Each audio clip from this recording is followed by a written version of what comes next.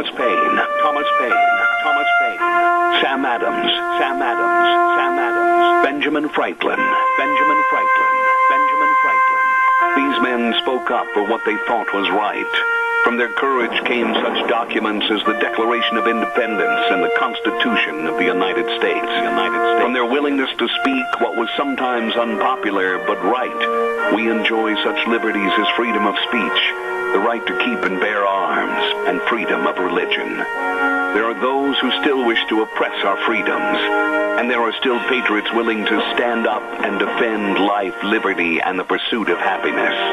Men like Zeb Bell, who honor our founding fathers and what they stood for. It's now time for Zeb at the ranch, speaking up and defending your freedoms.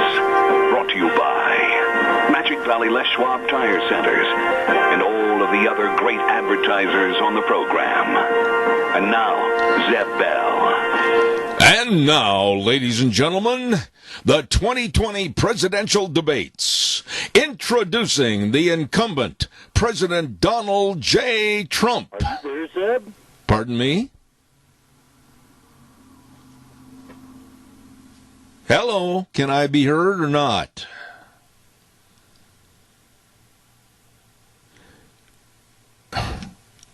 Sean, are you there? I'm talking, nothing's working. Are you there? Yeah, I'm here. Do you hear me? It was a board issue. All right, thank you very much. You just killed my opening. Anyway, ladies and gentlemen, here comes Kate Smith, and God bless America, followed by a patriot with our Pledge of Allegiance. Call in. Good morning. What a way to start.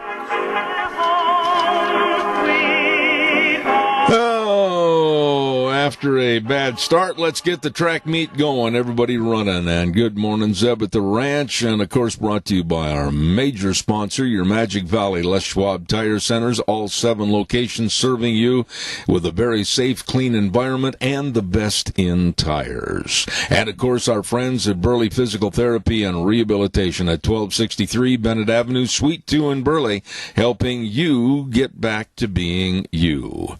Right now, let's go to the phone line and hopefully have somebody with the Pledge of Allegiance. Good morning. You're on the air. Good morning, sir. I pledge allegiance to the flag of the United States of America and to the republic for which it stands, one nation, under God, indivisible, with liberty and justice for all. Right now, ladies and gentlemen, we're going to go to the weather forecast quickly, and it's brought to you by K&R Rental at 256 South, 600 West of Hayburn, right there on the Burley-Paul Highway. You can't miss them. They've got a front yard just full of equipment and tools, everything you need to finish any kind of a job, any kind of a construction project. So you get a hold of them today. Questions before you drive over? Absolutely. Call Roger and the crew at 678-3122. K&R Rental. And right now, here's Gina with the weather.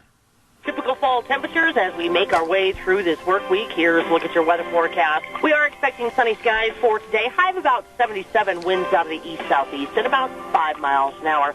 Switching to the west by the afternoon. Clear skies for tonight. Low of about 42. Tomorrow, beautiful day, sunny skies. High of 78 with an overnight low of 43. Close to 80 for Thursday. 77 for Friday and 76 for Saturday. That's a look at your weather for 7 I appreciate it, Gina. Thank you very much. And the weather, again, sponsored this hour to kick things off by K&R Rental at 256 South, 600 West of Hayburn. Don't forget, they've got all the rental tools and equipment for both long and short-term rental. Everything you need. Roger and the crew serving you. K&R Rental on the Burley-Paul Highway, 678-3122. Want to give another great big shout-out, and I've got to try to get in there if I can in the next 2 days, and that's, of course, to Daryl's Cleaners at 1223 Albion Avenue in Burley. They have taken care of my clothes, keywords taken care, for a long, long time, and they are the best. Dry cleaning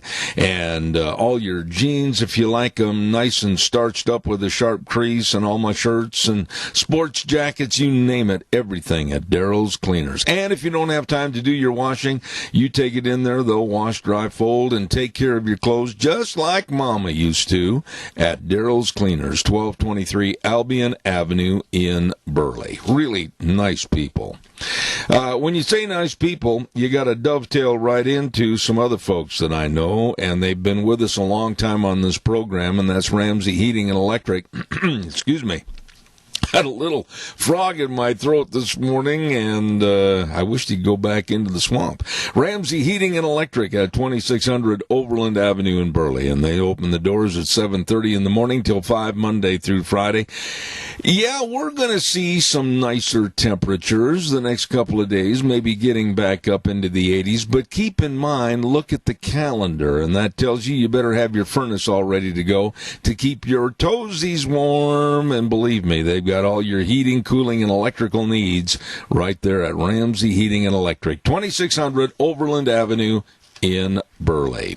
Caller, good morning. You're on the air. I would hope and imagine that I'm back on the air, and whatever the equipment problems, I hope it's addressed and fixed. And I apologize to my callers and my listeners. I think we're back on the air, and I think you can call in. If not, put a couple of paper cups together in a string, and we'll try that. Caller, are you still there? No. My cup and string in hand. All right, Keith, go ahead. Let's roll before something else shuts us off. Okay. I got good news and bad news. Oh. The good news is that the debates are tonight.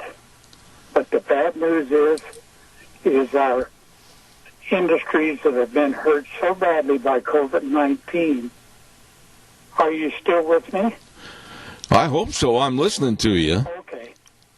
Okay, one of the hardest hit industries, believe it or not, is the popcorn. And I heard this on the news the other day. And when you think about it, just take a NASCAR event where they have 200,000 people in the stands, and they're all wanting to buy popcorn. And that ain't going to happen because the popcorn industry is in the tank. Well, I feel sorry for any business that is in the tank or not keeping afloat, but I think with all the things that are going on in the world today, especially the evil left and all they're trying to do to steal this election and the problems with COVID-19 and our education system, I don't think I'm going to lose any sleep tonight over a bag of popcorn. Me neither. But, you know, if Joe Biden was lucky enough to get elected, I'll guarantee you these riots would go on because this Black Lives Matter is pretty serious business. Well, it's ridiculous, and I'm going to talk about that in just a few minutes. Keith, I appreciate you staying with us through some absolutely ridiculous mechanical problems, and thank you so much. Appreciate it. Yeah, and you and your wife have a wonderful day. We will, my friend. Thank you for your kind comments. I appreciate it. Right now, I want to remind calls are welcome. Gully calls are welcome. So give me a jingle. Caller, I'll be right there. I want to remind everybody about Dino's Septic Service. You know, they have expanded their area of coverage. I mean, they're all the way from Grouse Creek to American Falls, Twin Falls, Jerome area, Burley, Rupert. I mean, they're all over serving you with the best of septic tank pumping, backhoe services, mainline irrigation installation and repair, septic inspections, you name it, they are there. Dino's Septic Service. And they've got all the most modern of equipment to serve you. Numbers to call, 436-6526 or 678-1638. In Twin Falls, 735-8281. Fast, fair, friendly service. I know we've used them. They are good people at Dino's Septic Service. Caller, good morning. Thank you for your call. Oh, my goodness. Caller, good morning. Thank you for your call. Sean, is there anybody over there that's on the air? having phone difficulties. Well, I don't care if you're having phone difficulties or not. I need to have somebody tell me what's going on. Thank you.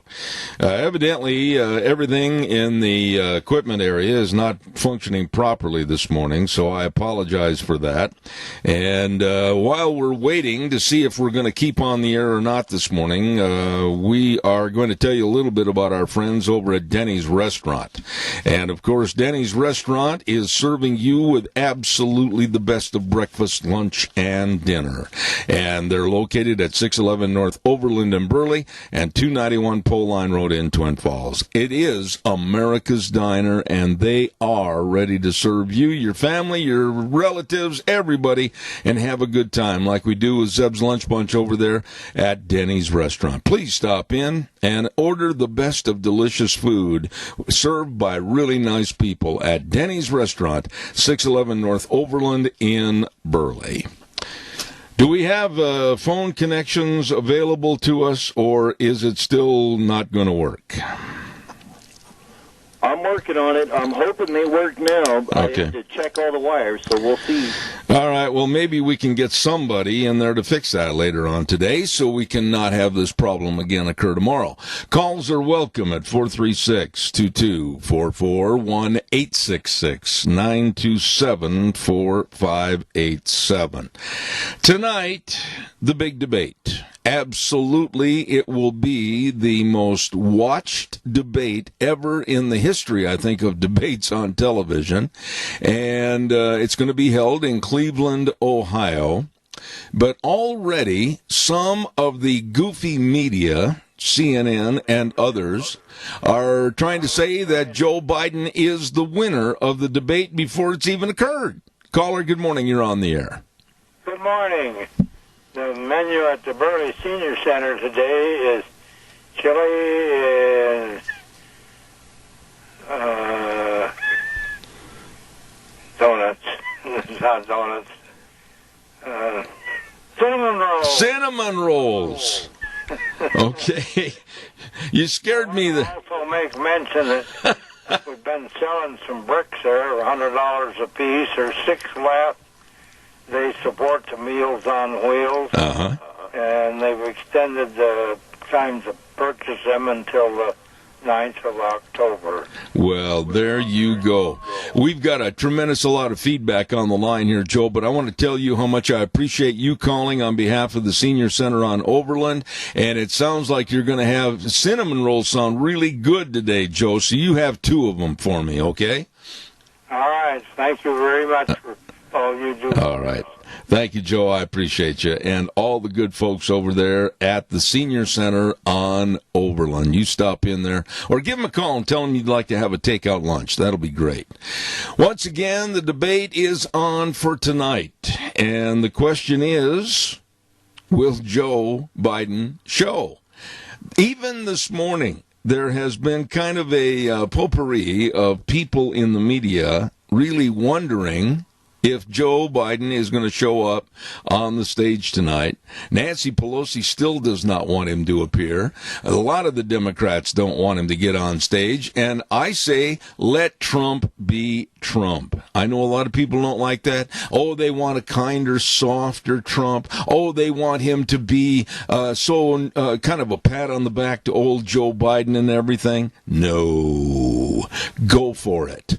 And I think another thing that's going to be on the table tonight is Joe Biden's lack of any kind of a record for the last 50-plus years, his son Hunter's millions from dark sources, and Joe's lack of being associated with the American people in this campaign. He hasn't gone anywhere or done anything, hasn't answered any questions by the media or had any open forum candidate questions from the audience. Caller, good morning. You're on the air. Good morning again. Most of this interference is coming through the telephone.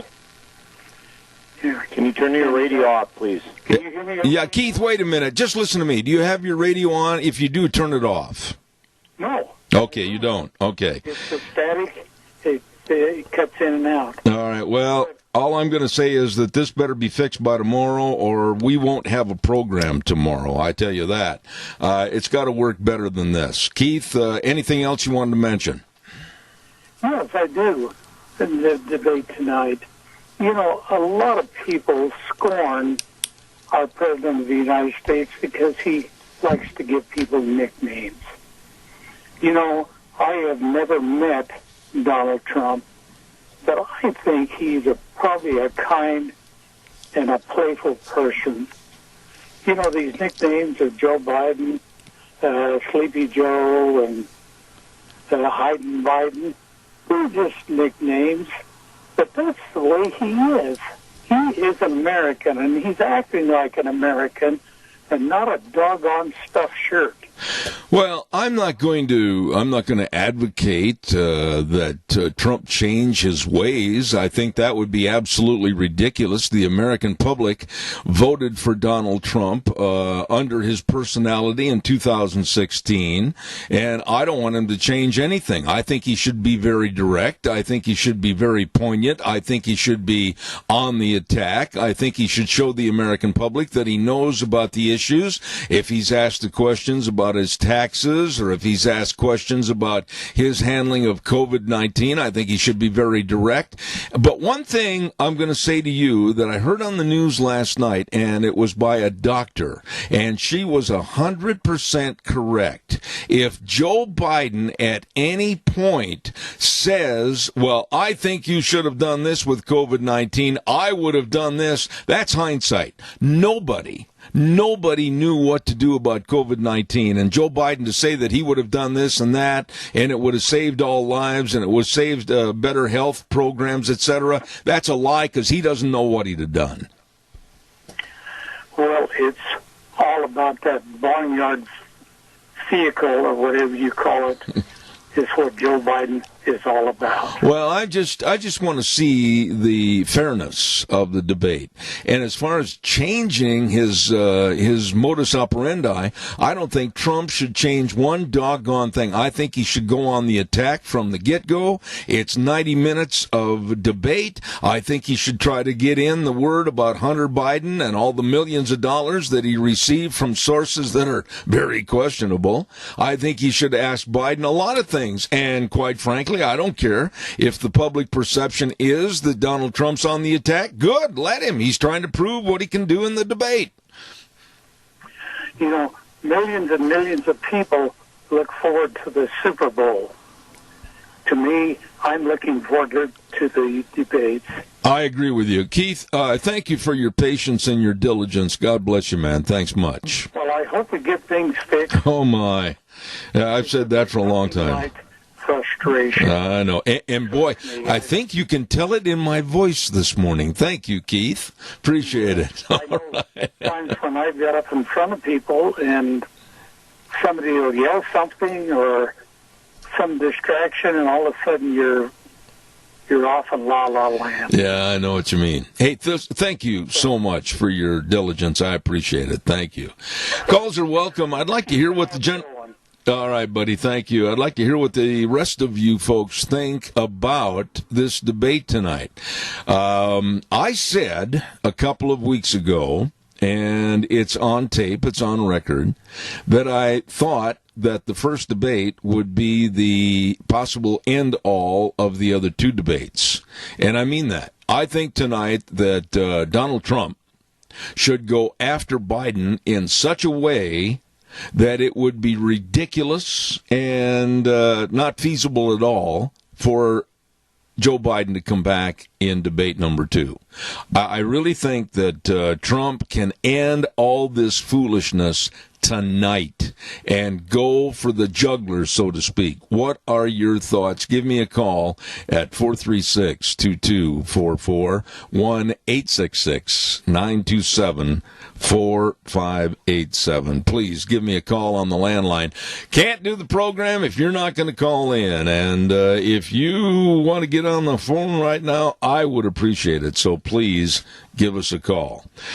October surprises. I don't know what else the Democrats are going to come up with. You know, this morning in the paper, they had story after story, and they're starting to go into Trump's debt. All of a sudden, the morning of the debate, they are coming out with so-called revelations that President Donald Trump is personally liable for more than $400 million in debt. And they say that that's casting a shadow over his presidency that ethics experts say raises a national security concern. Oh my.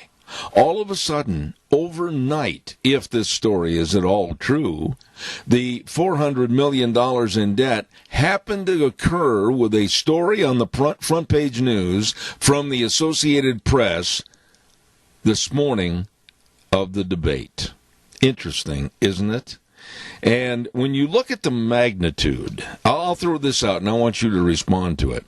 When you look at the magnitude of Donald Trump's, let's say, all of his fortunes, all of his businesses, all of his holdings, all of his hotels, all of his casinos, all of his land dealings, $400 million in debt. To me, when you start weighing out the difference between debt and money coming in, $400 million is not very much money when you think about it. To be in debt with all of the business concerns and holdings of real estate, etc., around the world. What are your thoughts? Give me a call. 436-2244, 1-866-927-4587. Hopefully, and I need somebody to test the water. The phones are ringing and working, so give me a call. I'd love to have you on the air. We had everything all set up for a gung-ho program this morning, and then bingo, bango. Barrett Equipment and Rental. Let's not forget these people. Really, really good folks located at 159 West Highway 30 in Burley, and then another location at 465 Addison Avenue West in Twin Falls, and the Nampa location. And they've got a huge inventory of all the Bobcat tractors, and they've got everything for you as far as the Bobcats are concerned. Trenchers, scissor lifts, they've got all the Doosan wheel loaders and excavators to do the jobs of lifting, digging, pushing, and carrying. Don't forget, they are the best, with lease rates that are absolutely perfect for you and your business. And if you want to buy, financing programs. Don't forget Barrett Equipment and Rental in Burley, Twin Falls, and Nampa. All right, your turn. Please call 436-2244, 1-866-927-4587. And yet, among everything else that's listed on the table, the Democrats, Nancy Pelosi, they are still, as of this morning, talking about possibility of another impeachment run against President Donald Trump.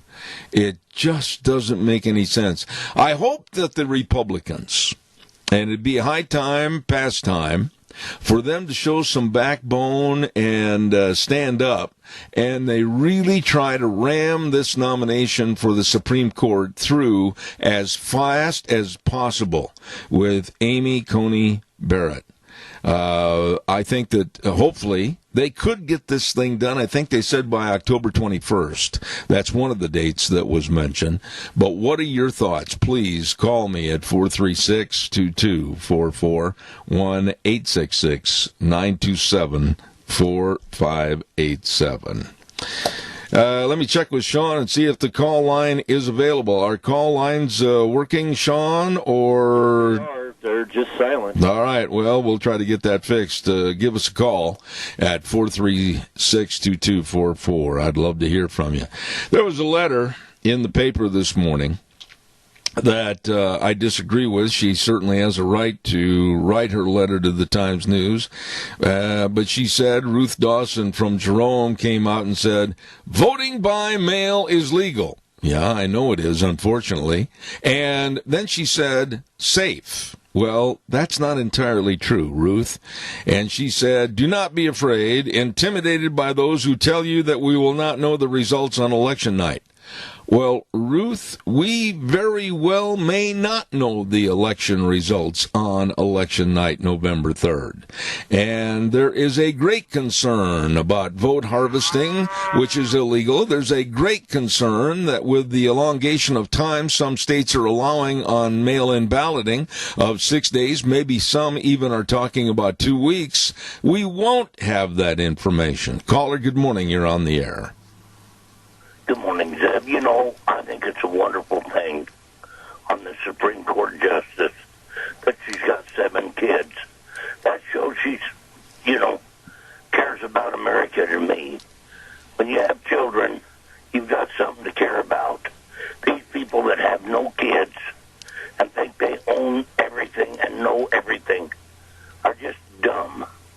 Jerry, It makes no sense to me. well, let me jump in here, Jerry, and just tell you that this family, where they have adopted some children from Haiti, and then some of the absolute evil remarks that were made against her and her husband because they did adopt some children in addition to the ones that they had with the birthing in their own family. I think this lady's done a tremendous job, and look at her law career and look at all they've done as a family. I hold her in total respect.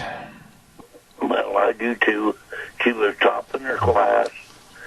I can't see a single thing that I would not want in a Supreme Court justice in her. Even the fact that she's a Catholic, and I'm not a Catholic, but I've got a lot of love and respect for every Catholic I've ever met. They are some of the best people and most honest people and fairest people I've ever met. Jerry, why, and I'm just asking you this question because you made the statement, but I personally don't think that her religion or her denomination should even be brought up. I'm against that. I think that her credibility, as far as what she's done as a judge and her various appointments and her various writings on various legal cases, that's the only thing that should be discussed.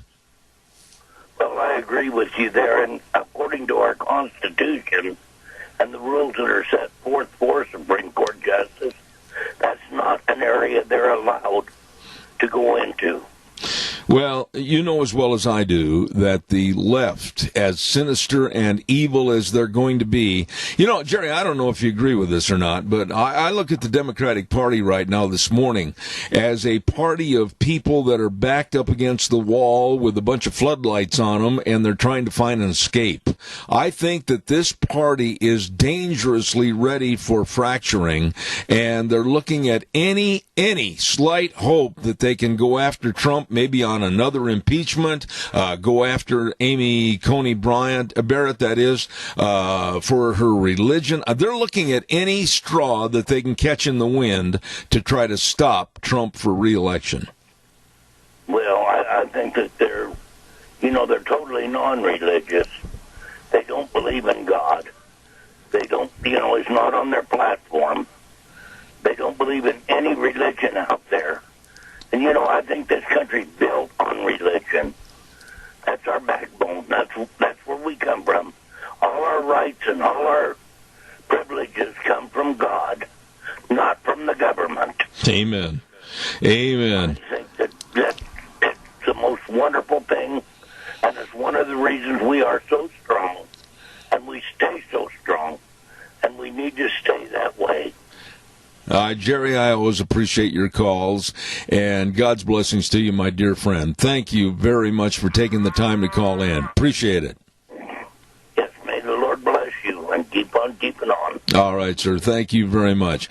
One of the things that's so crazy, caller, I'm coming, I'll be right there, stand by, is that already in 27 states, they are having what they call early voting. I don't know what your thoughts are, but I want to go back to the old days. On November 3rd, that's Election Day. Go to the polls, show your ID, sign in, be proud of voting.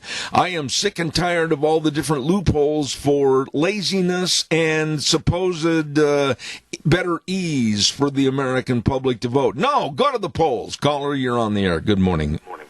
Hi, Zeb. I have a couple of things. First, I think old Biden's been babied long enough. And second, I think that as far as Trump's taxes, it's absolutely ridiculous the way they're trying to ring him around.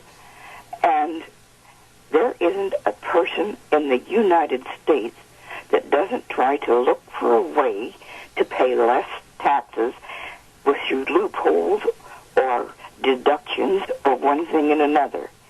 And the richer they are, the more loopholes and things they try to find.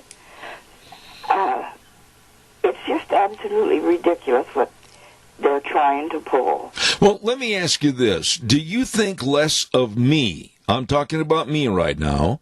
If I told you that when I was rodeoing full-time, announcing rodeos all over the United States and Canada, that I had to look for various loopholes that were honest loopholes and various deductions, because if I didn't, I would end up getting killed financially. So what's wrong with that if you do it in a legal fashion? There's nothing wrong with it. Everybody is trying their best to have to pay out more money than they need to. And taxes are one of the worst enemies in the States. Well, as far as I'm concerned. At any rate, everybody tries to find ways to make their lives easier. Yeah. And looking for loopholes and deductions and things with taxes is one of the ways that they can do it. And a rich person, especially one like Trump, has an awful lot of money, has a lot of stuff going out, and still look at all of the charities that he has funded. Right. And all of the good things that he has done from the bottom of his heart just because he wants to. He's not, well, you get what I'm trying to say. I do get what you're trying to say, and I think that as long as everybody, quote unquote, pays their fair share after there have been the looking into of legal deductions, I absolutely am in favor of it, and I want to wish you to have a very good day. I always look forward to your call. You're a very nice lady. Thank you so much. Thank you so much. I think they ought to do some back-checking into Nancy Pelosi and Chuck Schumer's schedules. See what they've tried to deduct. I'd be the first to stand up and say, yay for you. I appreciate it. God bless you. Thanks. Okay, bye-bye. What a nice lady right there. I appreciate her. Caller, good morning. You're on the air. Go ahead, please. Yes. You know what? In Minnesota, did you see that on TV last night on Fox? This car had 300 votes or ballots in it. Yeah. And it was being videoed. Keith, it's so obvious that mail-in balloting opens up the door for so many problems. Fraud and the changing and twisting of the actual ballot, ballot harvesting in neighborhoods where they can garner easily 1,000, 2,000 votes on an illegal way to go towards one candidate. I'm just talking minuscule selections here, and I am not in favor of it. I'm going to say this, and I'm going to say it one more time. I absolutely think every single person can and should take the time to go to the poll, be proud of who you are, sign your name, vote. And this ridiculous attitude of early voting, mail-in voting, absentee balloting, all this garbage, I'm against it, and I will never advocate it on this program. Well, for one thing, your mind should not be totally made up until the day before the election. I disagree with that. I disagree. Why did you say it that way? I disagree. Well, because they at the last minute, they could drag something out that was very, very devastating, just like they're trying to do that with Trump's tax. Oh, okay. That part I agree with you on. But as far as saying that I would ever consider voting for a Democrat, especially the likes of Joe Biden, that has absolutely no base to stand on, I made up my mind, I think, back in 2016. Well, you take like Minnesota now. They've imported so many of those people from the Middle East to, 100,000 of them they transplanted in Minnesota. Yeah. Of course they're all going to stick together, and I don't think that's a very fair thing to do, is to put them all in one place, because if they want to become Americans, they don't have to act like it. Well, we're getting into the weeds here a little bit, into another subject, but as far as the balloting and the voting and everything else, I will never adhere to anybody that says mail-in balloting and voting is safe. No, it is not. Keith, again, thank you for your call. Put it right on video for everybody to see, and then they have somebody there narrating it. Yeah. That's what I don't understand. Well, if they're trying to hide it, how do they do this? All right. Well, listen, man, I appreciate your call again, and you keep that phone line warmed up. Appreciate you, Keith. God bless you. Thanks much. Calls. Bye-bye. Calls welcome, 436-2244, 1-866-927-4587. Yeah, 27 states. Early voting. Oh, well, we've got to make it easier for people to go to the polls. Why? Why do we need to make it easier for people to vote? Why do we need to make everything so easy for the general public? We live in the greatest country ever on the face of the earth, with the greatest constitution and the greatest freedoms of any people anywhere on the globe. You would think we could put forth a little bit of doggone effort in appreciation for living in this great country and get up on one day, and drag ourselves by our bootstraps to the polls and vote. Oh, but that's too much work. Gee, I was planning on rearranging my sock drawer on November 3rd. Oh, well, I was going to take account of all the jams and jellies in my closet and my over the kitchen sink on November 3rd. I'm just so busy. Oh, give me a break. Time for the weather, and then we'll take some more of your calls. Come on, let me know what you think about the debate. I think it's going to be absolutely great watching tonight. I don't know if Chris Wallace of Fox News can keep everything under his thumb, we'll say, but we will see tonight, 7 o'clock our time, Mountain Time. Don't forget, join the good folks at Mount Harrison Audiology and Hearing Aids for their grand opening of their new location right there on the Minidoka Hospital campus, behind the hospital, across from the emergency room. Oh, my. It's going to take place on October 7th. That's coming up in a few days. Holy cow, where'd the summer and the fall go to? October 7th from 2:30 to 5:30 p.m., the grand opening at Mount Harrison Audiology and Hearing Aids. And they can talk to you about all the great innovative ideas and thoughts they have on your hearing health. Get over there and enjoy on October 7th from 2:30 to 5:30 p.m. Grand opening. Right now, here's Gina with the weather. Typical fall temperatures as we make our way through this work week. Here's a look at your weather forecast. We are expecting sunny skies for today. High of about 77, winds out of the east-southeast at about 5 miles an hour. Switching to the west by the afternoon. Clear skies for tonight. Low of about 42. Tomorrow, beautiful day, sunny skies. High of 78 with an overnight low of 43. Close to 80 for Thursday. 77 for Friday and 76 for Saturday. That's a look at your weather for 7 You know, really, you look at the weather forecast, the extended forecast, and wow, you talk about some beautiful, beautiful weather for harvest. We have got it. It's going to stay here for a while. Don't forget the grand opening of their new location at Mount Harrison Audiology and Hearing Aids. Oh, my, right there on the Minidoka Hospital campus. You don't want to miss it. October 7th from 2:30 to 5:30 p.m. Mount Harrison Audiology and Hearing Aids. All right, calls are welcome and appreciated. 436-2244, 1-866-927-4587. And already, Nancy Pelosi and the Democrats, I smell fear. There's fear in the water. There's fear everywhere by the Democrats. There has to be, because she is already yelling on one of the reports this morning that came across on the Daily Caller. There was a great big headline that Nancy Pelosi is fearing and yelling about a stolen election.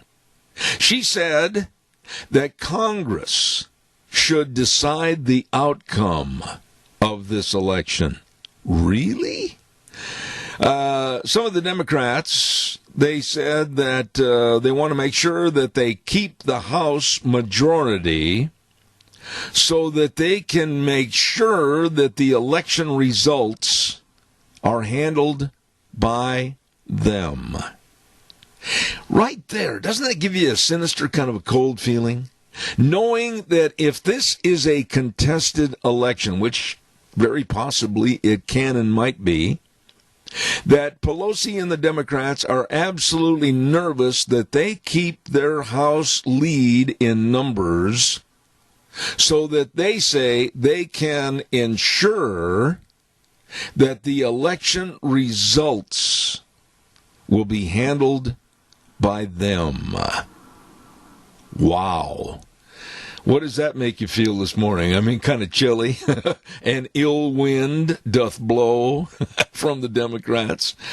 Oh, my goodness sakes. And here's something else. The Washington Post, a highly liberal left newspaper, very much so, said, honor more important than policy in this election. Really? They're saying that the word honor should take precedence over policy for the American people? Think about that. And then I got to tell you this. I also watched a little bit last night, and I mean a very little bit, about 3-4 minutes worth, of Monday Night Football with the Kansas City Chiefs and the Baltimore Ravens. Why did I watch it when I said I wouldn't? It was because of the Black Lives Matter. Yes, huge. I mean, 6-foot-tall banners in the end zones and in the back on the wall of Black Lives Matter. It just makes no sense to me how you can supposedly have educated people involved in the NFL and the NBA that understand possibly government and the workings of government and the sinister beings that are out there that are of Marxist and communist and socialist bent to take over our nation and control our nation, of which Black Lives Matter and Antifa, they are part of that. They don't care. And they openly, the athletes in the NFL, openly advocate and advertise for Black Lives Matter. It's despicable and very naive of the NFL. And it's hurting them. Their viewership on their games, according to different reports, they range from like 17 to 22% off on viewership, and the numbers are increasing. People are fed up with the NBA, LeBron James, and the Black Lives Matter, and all the floor logos, etc., and the same being with the NFL. What are your thoughts? Are you watching any NFL games or any of the NBA playoffs? with the likes of these athletes that are crybaby prima donnas that are advocating for a Marxist group, Black Lives Matter? Give me a call and let me know. I'd like to hear your opinion on that, please. While I am waiting to hear from you, I want to talk a little bit about our major sponsor. Oh, I'll tell you what, I'll hold off on the commercial. Caller, you take precedence. Good morning. You're on the air. Morning, Zeb. It's been a while since I've talked to you. Yes, sir, Riley. I listen to the XM radio while I'm on the roads. That way I don't have to channel surf. And I listen to my set stations, which are not the NFL or the MLB or the NBA or the hockey. And every stinking Sunday, in the middle of the day, the channel that my favorite channel I listen to switches over to a game, an NFL game. Last 3 weeks, there's always been an NFL game on. And I don't listen to it. I change the channel. And I'm figuring, my thought was, the reason they're doing that is because their subscriptions to the NFL channel are so low that they gotta prove that they got some listeners somewhere. But some people don't change the channel; they just might turn it down low or whatever. But it still counts. Well, that's my thought on it. Well, my attitude, Riley, is I don't care if it's Sirius Radio, if it's K-Bar, I don't care who it is. I am fed up with this prima donna, overpaid, underworked attitude of these athletes that do not appreciate living in the greatest country in the world, that because of all the different sports associations in this country, like NBA, NFL, Major League Baseball, whatever, they are being afforded the opportunity to use their athletic talent and go ahead and become multimillionaires, and they can't stand for the American flag, they can't stand for the national anthem, and they denigrate this country that is basically feeding them. I have no time for these slobs. I don't either. I can't get any argument for me. That's what cracks me up is when you see one of these prima donnas stand up and talk about how he was put down because of white privilege. Excuse the heck out of me. The only white privilege that I have is I have to get up every day and work. The white privilege I have is I was born with a great family, and, that's the only privilege I've had. I've had to work hard for everything I've had, just like you and everybody else I know. I don't know anybody who hasn't had to do some kind of work to get what they have. Of course, you and I don't get paid millions of dollars every day or every year to be on the radio and drive your truck, but come on, people. The ones who complain and are getting it the easiest. How would you like, Riley, this circumstance? That when you get up in the morning and you go to your work as a truck driver, you know that for your day activity, you're going to be paid $79,500 every time you open the door of that truck. How would you like to have that in comparison to many, many NFL and NBA players that the minute they put their tennis shoes on or put on their football uniform and play a game, they're going to be cashing that kind of a check per week? Well, somebody came to me with that opportunity. My first question would be, I don't think I want to know what I'm hauling, but the other would be, all right, I'll be on the road as much as I can. There you go. Well. There you go. I'd love it. I would love it, because in that way after I could get my family set up and situated, I could start helping those around me who actually need the help. Yeah, that's why I'm saying. That's why I'm saying these guys like LeBron James barely got out of high school and went pro. He has amazing basketball talent, but he's a little short on common sense between the ears. And they condemn America, and they try to shine up to China, and they do all these things that are anti-American. I just can't understand it. Riley, I got to run. I got to get a commercial on. Thank you. Okay, one more statement before I leave, and that is, if they get what they want, do they really think in the communist regime they're going to be as wealthy and as privileged as they are right now? They haven't got that foresight at all. Thank you, Riley. I appreciate it. Caller number 2, I'll be right there. Stand by. I'm only going to be able to give you about 30 seconds. Don't forget our major sponsor, your Magic Valley Les Schwab Tire Centers. All 7 locations serving you with the best of tires, the best in brake service, front end alignment, and, of course, shocks and struts and batteries. I urge you to have your battery checked because I'll tell you what, the weather's weather's going to be getting colder, and you don't want to go out and hear the click, click, click, click when your battery says, I give up. They've got the best at all 7 locations. James and Buell, Dan on Pole Line in Twin Falls, Lane and Rupert, Mike and Jerome, Dave on Blue Lakes in Twin Falls, the Twist family in Paul, and my buddy Trent on Overland in Burley. They are the best at what they do in service to you, your Magic Valley Les Schwab Tire Centers. Caller, I've got 30 seconds, real fast. Well, they always point out a problem, but they never offer any solution. Bingo.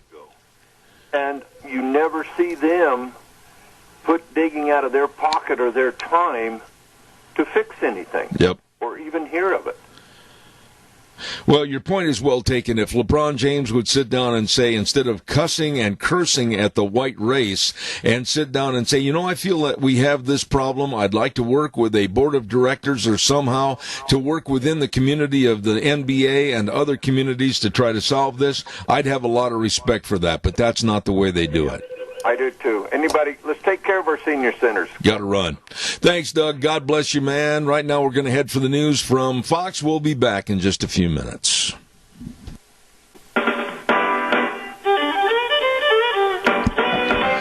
Oh, my. Here we go on this Tuesday, September the 29th, and, of course, brought to you by our major sponsor, your Magic Valley Les Schwab Tire Centers, all 7 locations serving you with a very safe, clean environment and the best in tires.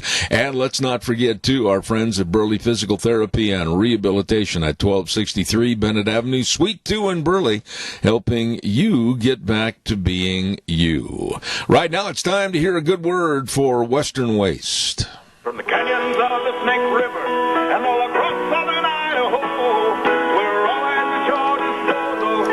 Western Waste Services, we care about our community, our resources, and this free land. Western Waste Services is lending a hand, always at your disposal.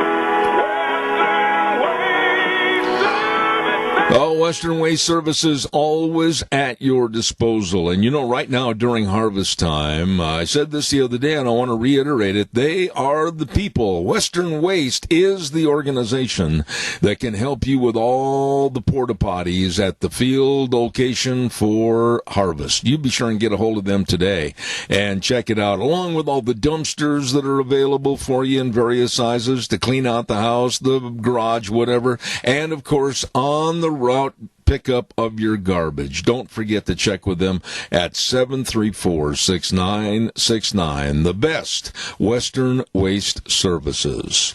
Want to also give a great big shout out to some folks that have helped me a lot, and I know they can help you, and that's Burley Physical Therapy and Rehabilitation at 1263 Bennett Avenue, Suite 2 in Burley. And believe me, they can help you get back to being you. Whether you're recouping from a surgery or an accident, I urge you, as a matter of fact, I'm going to give you the number a couple of times, to call, make an appointment, and let their highly trained physical therapists help you. 678-1191. That number again, 678-1191. Burley Physical Therapy and Rehabilitation, headed up with Nick Greenwell and all the great people at Burley Physical Therapy and Rehabilitation, 1263 Bennett Avenue, Suite 2 in Burley. One more good word, and then we're going to go to my dear friend Dan Kish. I want to thank everybody over at Hanson Mortuary for the excellent job they do in serving the public at 710 6th Street in Rupert, with Joel Heward, his family, and his staff, always there with very flexible hours to serve you and your family when there's the passing of a loved one. I urge you to get a hold of them, and they know how to provide the families they serve with the best possible support and comfort, and always upholding the highest ethical standards with unquestioned integrity. Please remember Hanson Mortuary at 710 6th Street in Rupert, and of course Joel Heward also serving you and your family at Morrison Payne Funeral Home on East Main in Burley. Well, it is Tuesday, and with that, it gives me an opportunity to talk to a good friend and, of course, a very knowledgeable person when it comes to energy, or the lack thereof. And this man is the man with American Energy Alliance, Dan Kish. Good morning, my dear friend. How are you? Good morning, Zeb. I'm good and hope you are, too. You know what I expect to hear tonight on television? I'll just kind of give you a brief opening of what I think I'm going to hear and what you'll hear. Here we go. And now, ladies and gentlemen, the 2020 presidential debates. Introducing the incumbent, President Donald J. Trump. And now, let's meet the challenger, Joseph Biden. Joseph Biden. By the way, would somebody please go get Joe? Where is he? He's on a cot off stage sleeping. That's probably what we'll hear tonight.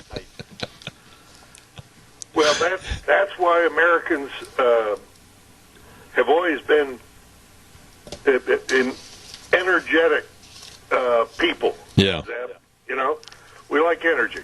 And in every aspect of our life, we enjoy people who are energetic. It's a sight to behold, and thank God we're blessed to live in a country that's full of energy and full of energetic people.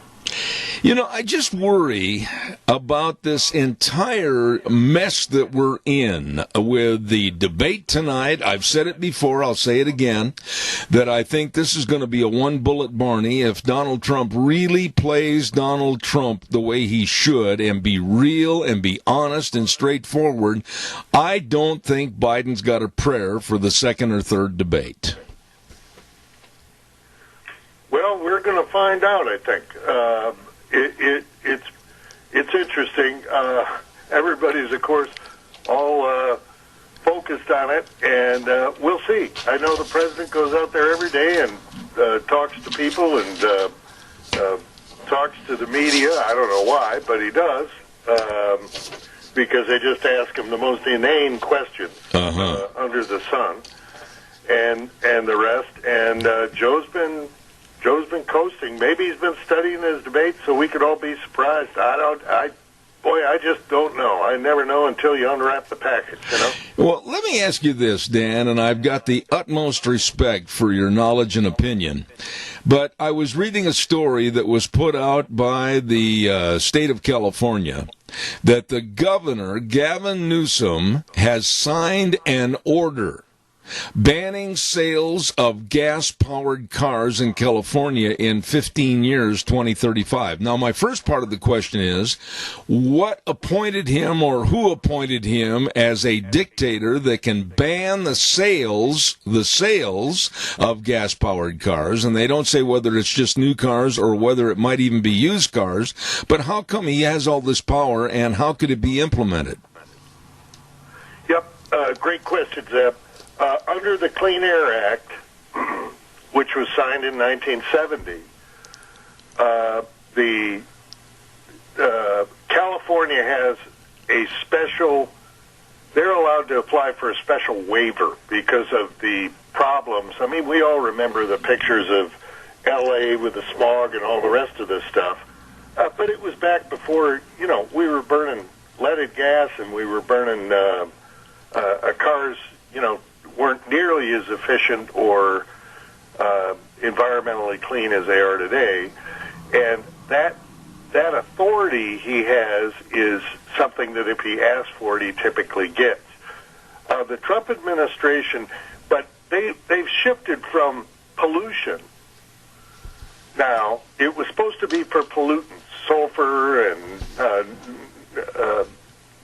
nitrous oxide, things like that actually make smog and that are actually bad for people, to carbon dioxide, which is essential for life on Earth and is what plants eat and all the rest. So under President Trump, what they did is they said, and this came up when they were discussing mileage for vehicles, they said, California, you're not going to be able to do that. And they're in court right now.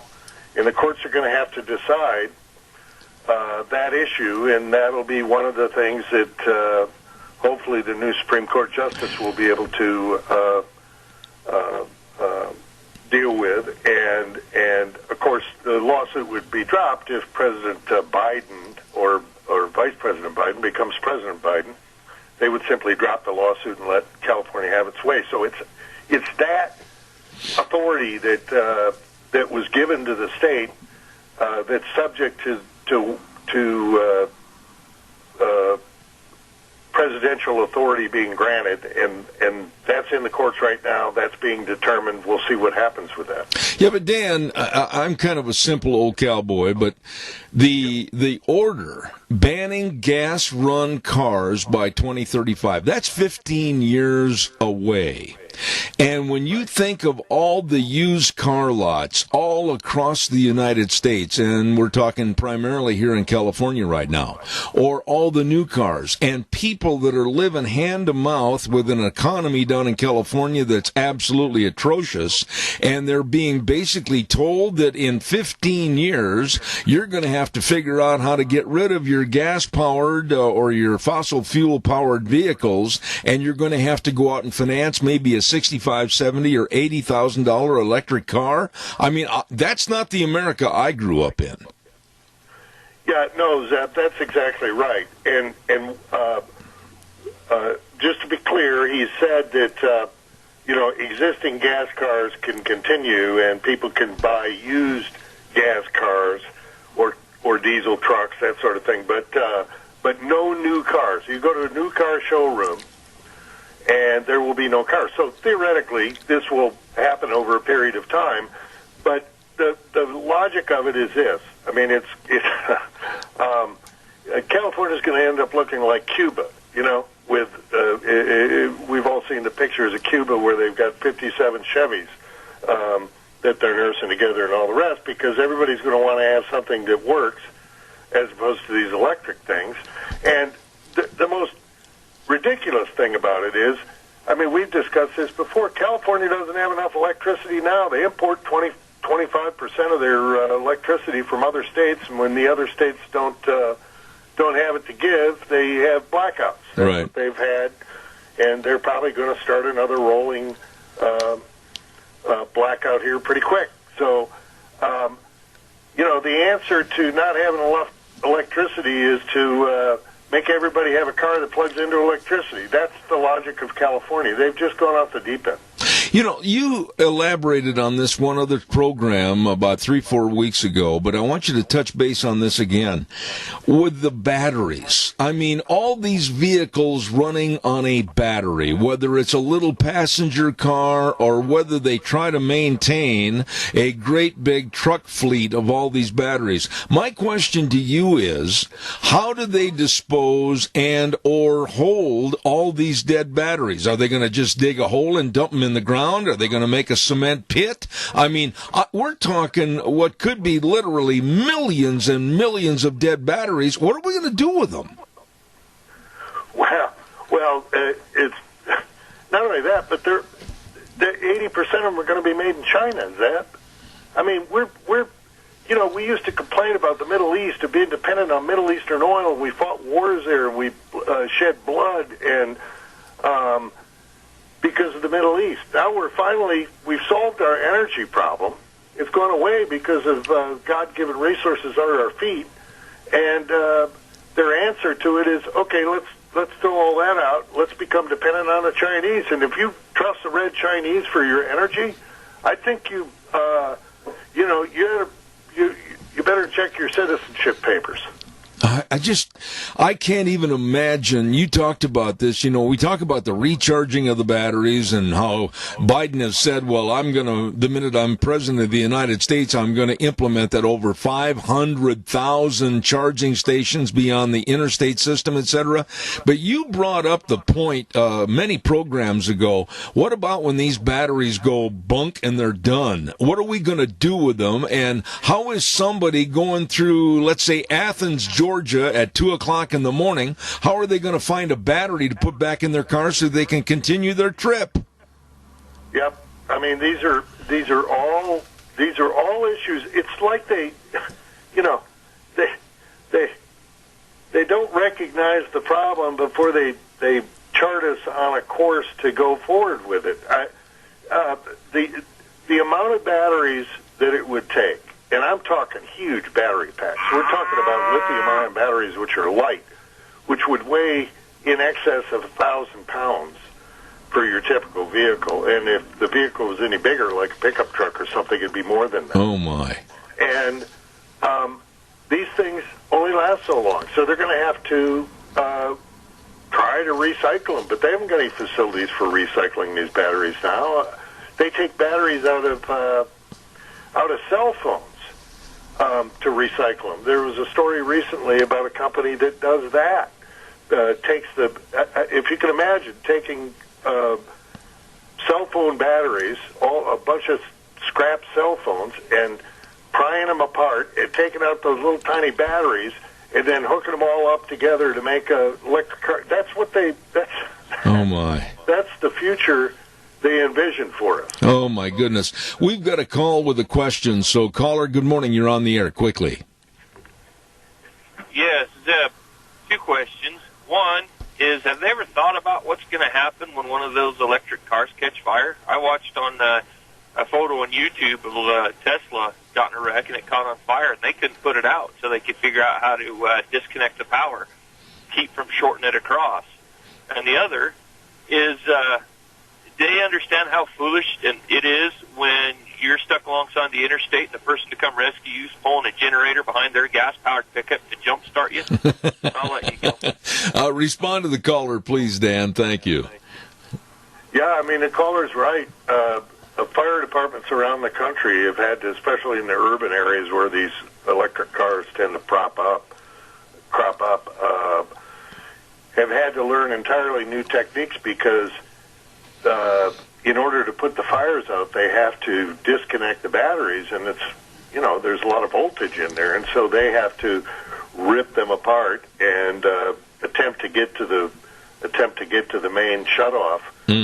So it takes different tools, it takes different training, it takes all of these things because they are prone to fires. I mean, they're working on it. All things have to have the bugs worked out of them, but typically you wait for the bugs to be worked out as time goes by, allowing people to make their own decisions. You don't mandate that they buy something that currently isn't ready for prime time. Let me ask you this, Dan, and I want to be fair to the electric car industry, even though I absolutely think it's frivolous and stupid, but what is the best mileage that can be had right now by any vehicle? I mean, what are you looking at? Are you looking at 100 miles? Are you looking at very best end on a charge, maybe 150? What do you know is to be the best? Well, if somebody was to buy a top-of-the-line Tesla with the best batteries, and you have to pay extra for that, somewhere between 250 and 300 miles.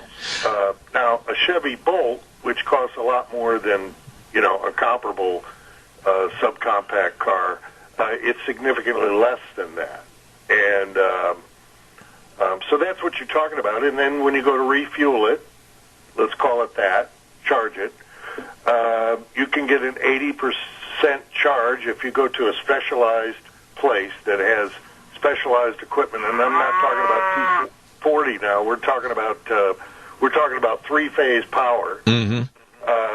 You can get an 80% charge in about a half an hour. So you're sitting there. That's the best you can do, and people warn about that because when you fast charge those batteries, it shortens their lifespan. Right. And, a new pack of batteries for a Tesla like that's going to run you $15,000. So you're talking about being down, if I drive from here to Boise, literally, and I'm using round numbers right now, and then all of a sudden the little gauge on my dash says you have about 10 miles left of power, and then you're going to be sitting on the roadside. I pull into a charging station, and I'm looking at a minimum of 30 minutes to get recharged to get to a doctor's appointment or any kind of an appointment, and the same thing for coming home. The feasibility and the reality of this is absolutely pathetic. Well, and And when you think it through, Zeb, how big are the gas stations going to have to be? Oh, my. I mean, typically you've got a gas station with a pad. People pull up to the pumps. It takes them at max 5 minutes. And then they're on their way. People are in line behind them. What happens when what happens when the person in front of you at the gas station takes a half an hour? Oh, my goodness. I mean, this is blowing my mind. We're talking, we're talking huge areas dedicated to doing this. Yeah. We have another call with a question. Caller, quickly. I've got short time left. Go ahead. Well, I don't know what it takes to charge these. It's, you have 110, 220, 440. What is it that we're running into these things? And you can't just have that kind of juice running just anywhere. I mean, I know that they've got them in certain places in this city and one over in Twin Falls, but there's very few. And, again, it takes a lot of power to run that type of thing at 220, 440. And where is that going to come from? Again, it's like, shutting down the police and then realizing we need the police. Yeah. Well, we need internal combustion engines. Maybe if they're running on natural gas. I'll hang up. That caller brings up an excellent point, Dan, and I would just want to add this to it. I mean, California, of all states with Gavin Newsom, they must be a Senate and a legislature comprised of idiots down there because they're talking about having electrical brownouts now. What would they do if all of a sudden, let's say 1,000 cars pulled into a charging station all of a sudden? Well, that's the whole point, Zeb. I mean, they can paint you a picture of how, everybody's going to go home and charge their cars at night. And they'll have chargers in their homes. 220, by the way, that's what they'd use at home. Typically, people don't have three-phase unless they've got a shop or a business or something like that. And overnight they'll recharge them. Well, that's not the way the world works. You want a gas station open when you need it. People have different schedules. People need to be able to do things. It's not as simple as they spell it out for people that don't think about what's around the next corner. And the fact of the matter is, we've got a perfectly good system that's developed. We've got all the energy in the world to be able to fuel that system. It's under our feet here in America, and it employs Americans to do it. And they're saying, let's forget all about that. Let's hook up with the Chinese, and we'll rely on them for all of these things. And they control the minerals, they control the rare earth minerals, they control the cobalt, they control the battery manufacturer and all the solar panels and all the rest. And we'll just hook up solar panels made in China to batteries made in China, and hope that we never get on their bad side. I don't know about you, but that's dumber than a rock. Well, Dan, I've only got a minute left, literally, but I want to throw this at you. And the caller that's there, I apologize, I'm out of time. But I'm looking at the bus industry. A lot of people take the bus for transportation around the West and on the East Coast. What are you going to do with 80 people on a bus when all of a sudden the battery goes dead or it needs recharging? Well, I'll tell you, Zeb, we just actually did a paper on buses. Electric buses are something the government was, in a lot of these state governments and then some federal money, helping local governments buy. And it turns out that just about every place they've tried them out, the batteries only give them about half the range that they thought it was. Oh, my. The things sit in the bus lot, and the system doesn't work. And they're having real problems with that. When you do plug in all those... if you plug in about 100 buses, it sucks as much power as it takes to run the field in Dallas for a football game. Oh, the idiocy of all of this. Dan, I want to apologize to you. I didn't get to the other subjects we had said we'd talk about. You are so intriguing to listen to on this. God bless you, man. Thanks for being on my show, and I wish you the very best until next Tuesday. Thank you so much. Thanks, Eb. God bless you and your listeners, and everybody get your popcorn out for tonight. Okay, you got it. Dan Kish, American Energy Alliance. I just think the world of him. Great guy, great guy. Caller, I am sorry. I ran right out of time. Don't forget Denny's Restaurant, 611 North Overland in Burley. I mean, the best in eating, whether it's breakfast, whether it's lunch, whether it's dinner, whether it's dessert. I mean, you get in there and check out all the great menu choices, whether it's the Parmesan chicken or the strawberry crepes breakfast, or all the breakfast skillets, or all the sandwiches and salads. It's all good. All great food for you, served by very nice people at Denny's Restaurant, 611 North Overland in Burley. And it's true, it's America's diner. You stop in and see the good folks from Denny's today. Want to remind you, too, about our dear friends over at Let's Ride. Oh, get your motor running. I mean, with the excellent weather forecast for at least the next 7 or 8 or 9 or 10 days, oh, get out of town and head for the hills on a side-by-side or a four-wheeler from Let's Ride. They have got a showroom full of fun. I do not know how they got all those vehicles crammed in there, but let me tell you, they've got one for you. They're located at 270 Highway 24 between Rupert and the World, with hours Monday through Friday 9 to 6, Saturdays 9 to 2, and a super service department to keep you running at Let's Ride. Again, 270 Highway 24 between Rupert and the World, where the fun is sold.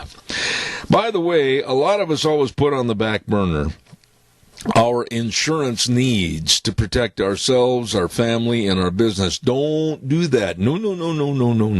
You be sure and get a hold of our friends at Cameron Siemens Insurance, Highway 24 in Rupert. The number to call, 436-4424. All the life insurance, health insurance, retirement planning, employee benefits, all of this and so much more for you. And all you have to do is make a call, 436-4424. They are dedicated and responsive and devoted to serving you at Cameron and Siemens Insurance, Highway 24 in Rupert. Right now, I know a man that's dedicated to telling us all about politics and the good, the bad, and the ugly of politics, of which we'll probably see all three of those like a Clint Eastwood movie tonight at the presidential debates. One of my dearest friends on the air, and he tells it like it is, and he has his great book, absolutely phenomenal book. I've read it so much and dog-eared it, and I have highlighted it. Real World Socialism, Dr. Gerard Lamero. Sir, how are you? I am doing great. It's great to be with you.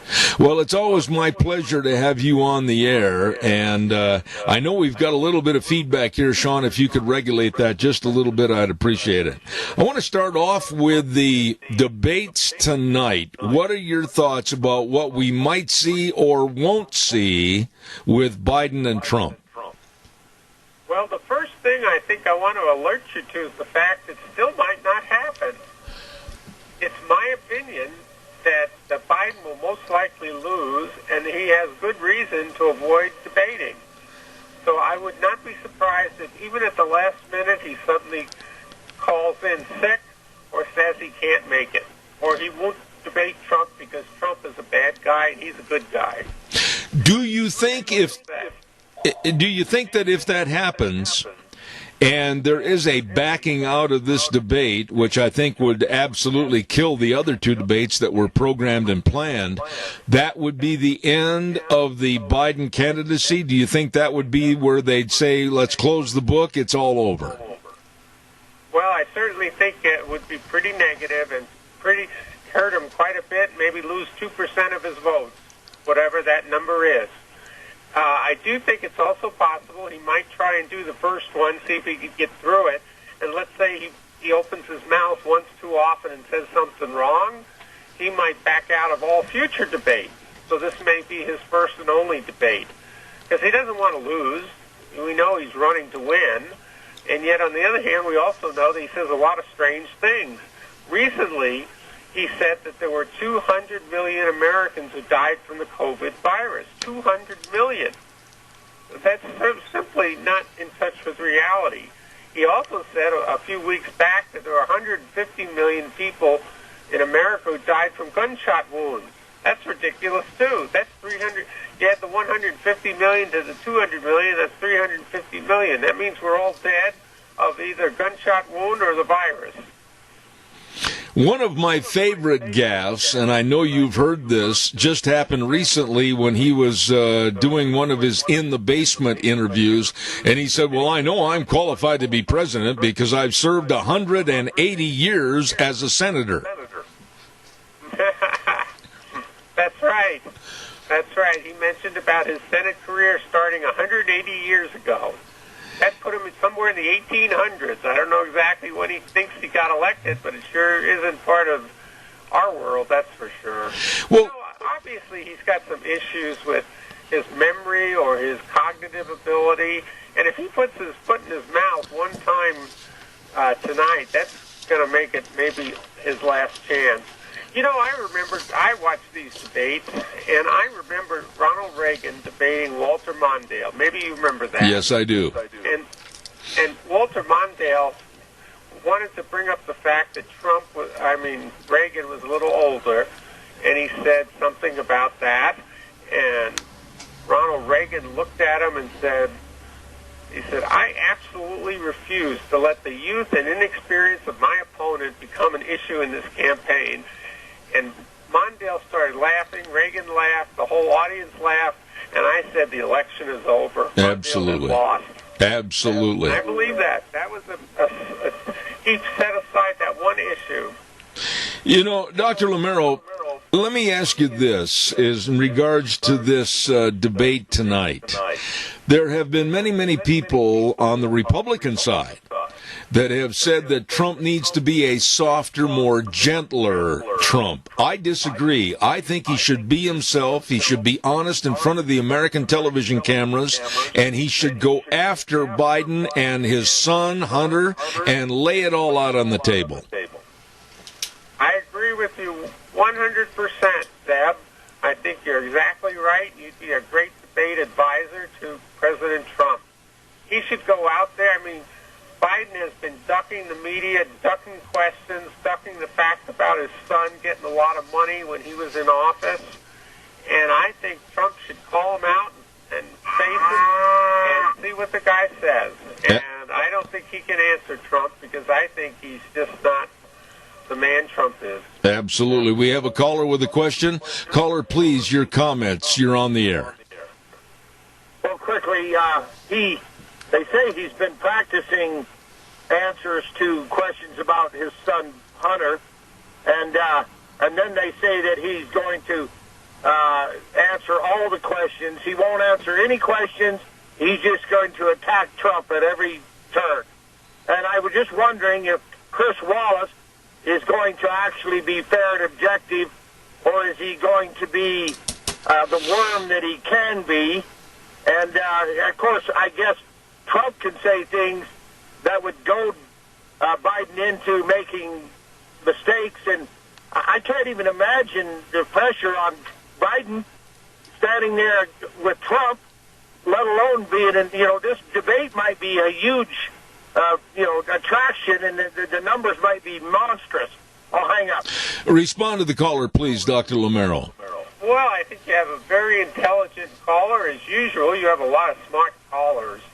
And I think he's exactly right. I think Biden's strategy, whether he does it, I don't know, but his strategy right now would be not to answer any questions because he gets all fumbled up in the numbers. He gets all mixed up. He forgets things, says the wrong thing. And he'll probably have some memorized line about Trump is a liar, Trump is terrible, Trump is this, Trump is that. It's Trump's fault that we had the virus. And I think it's all going to be a lot of baloney. And I think Trump will need to answer those things. And as far as Chris Wallace goes, my guess is he's going to go soft on Biden because I think he leans a little bit left himself. I would disagree with you somewhat, and I'll say why, and then you can tell me if you think I'm wrong.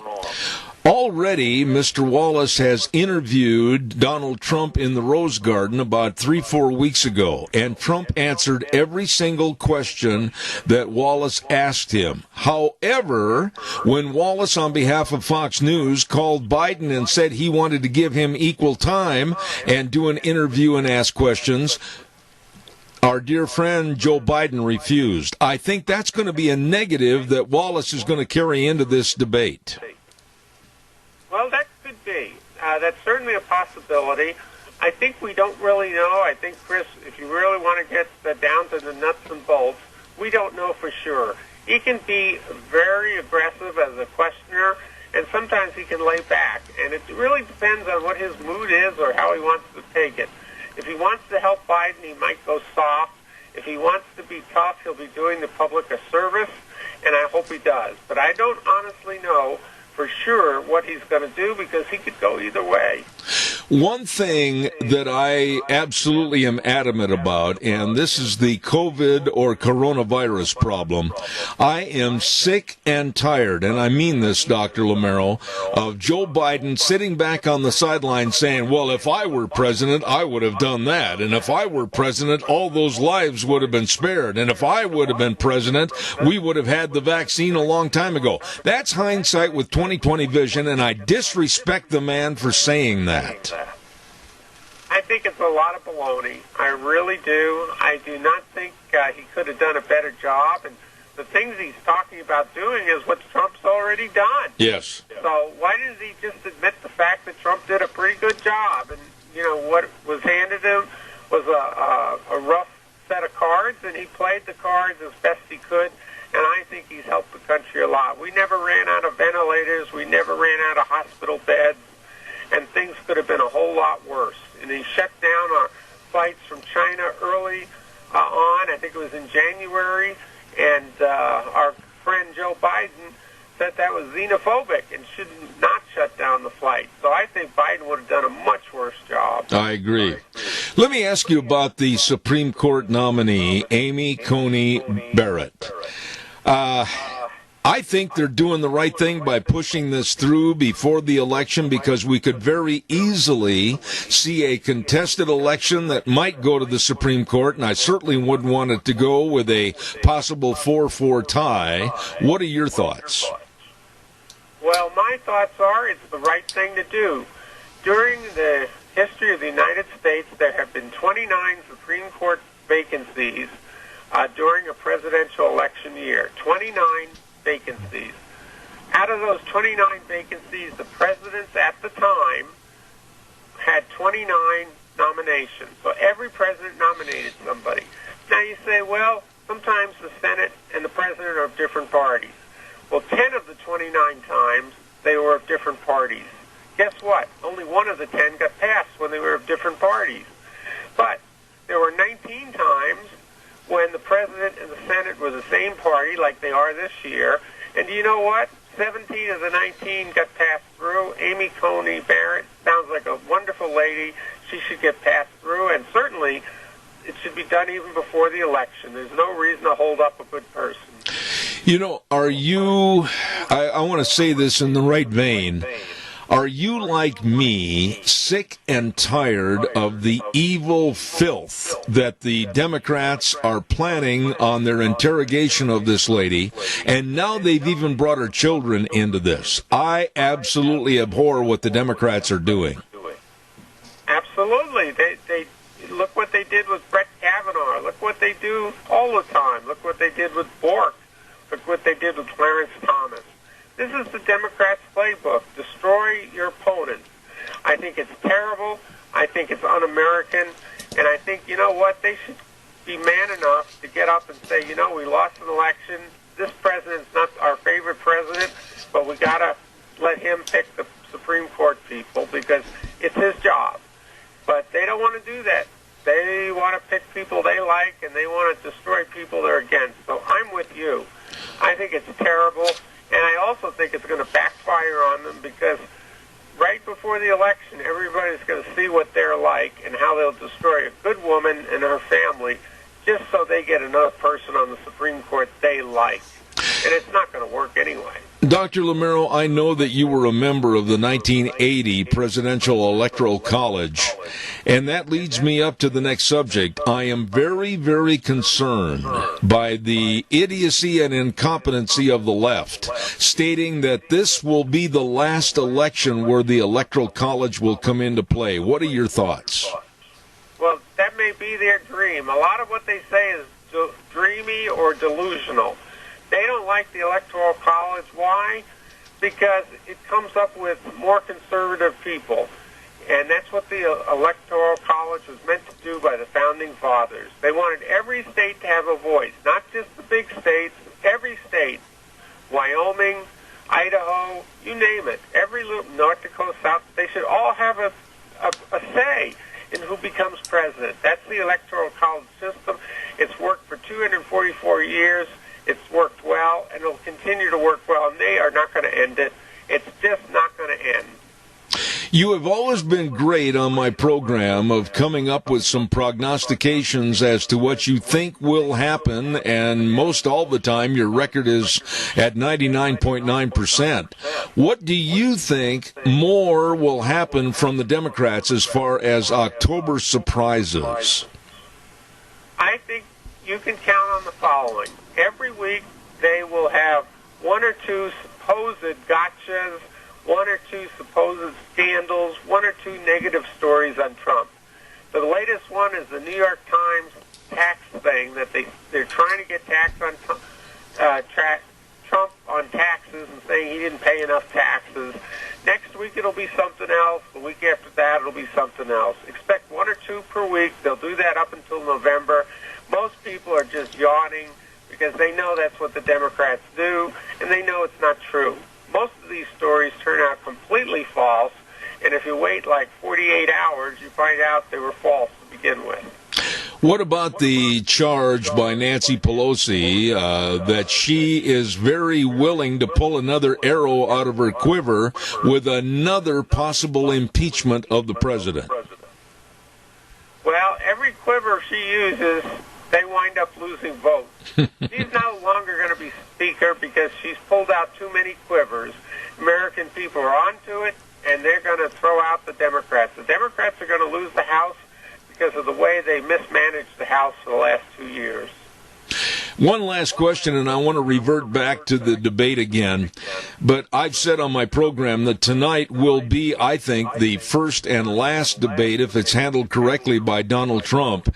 I think he can close the door on Joe Biden for debate number 2 and number 3. There won't be any more. Give us your synopsis. Wrap it up on the debate tonight. What do you think we'll see? Well, that's a great point. I think what you're going to see on the Biden side is I think he will try to answer no questions. He'll try to fog. That means kind of make things blurry. He'll try to say things that make no sense. And he will try to spend all of his time attacking Trump with empty, meaningless lies.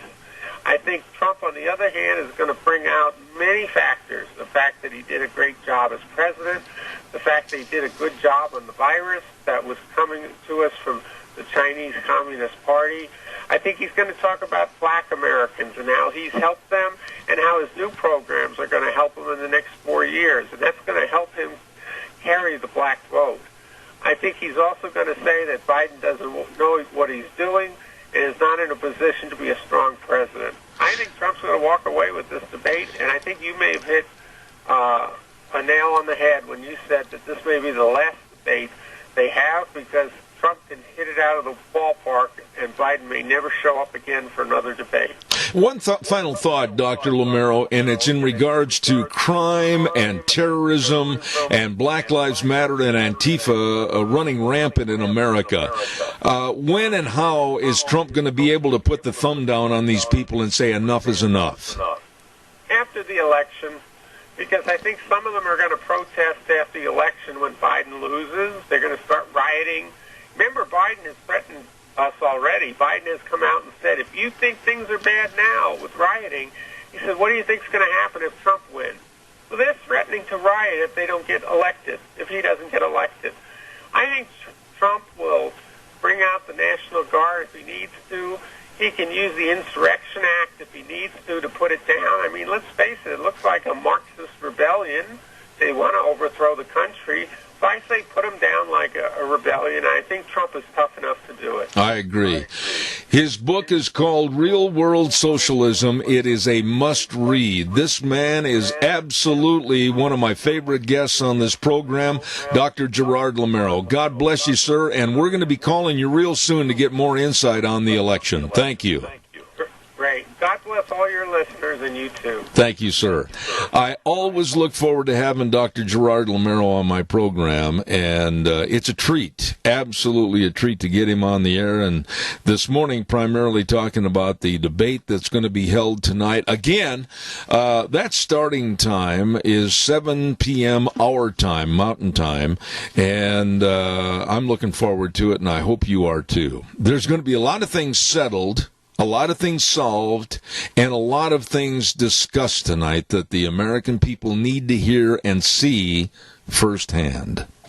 Right now, we're going to do the weather, and the weather brought to you by our friends at Phillips, Oaks, Goodwin, Crane, and Company. They are the professionals when it comes to accounting services for the Mini-Cassia area and beyond for over 50 years. They are the best at what they do. The best of tax return preparation, tax planning, business consulting, assistance with IRS communications, payroll services, retirement planning, all of this and so much more, with offices in Burley and Rupert serving you, your family, and your business. The professionals, Phillips, Oaks, Goodwin, Crane, and Company. And right now, here's Gina with the weather. Typical fall temperatures as we make our way through this work week. Here's a look at your weather forecast. We are expecting sunny skies for today. High of about 77, winds out of the east-southeast at about 5 miles an hour.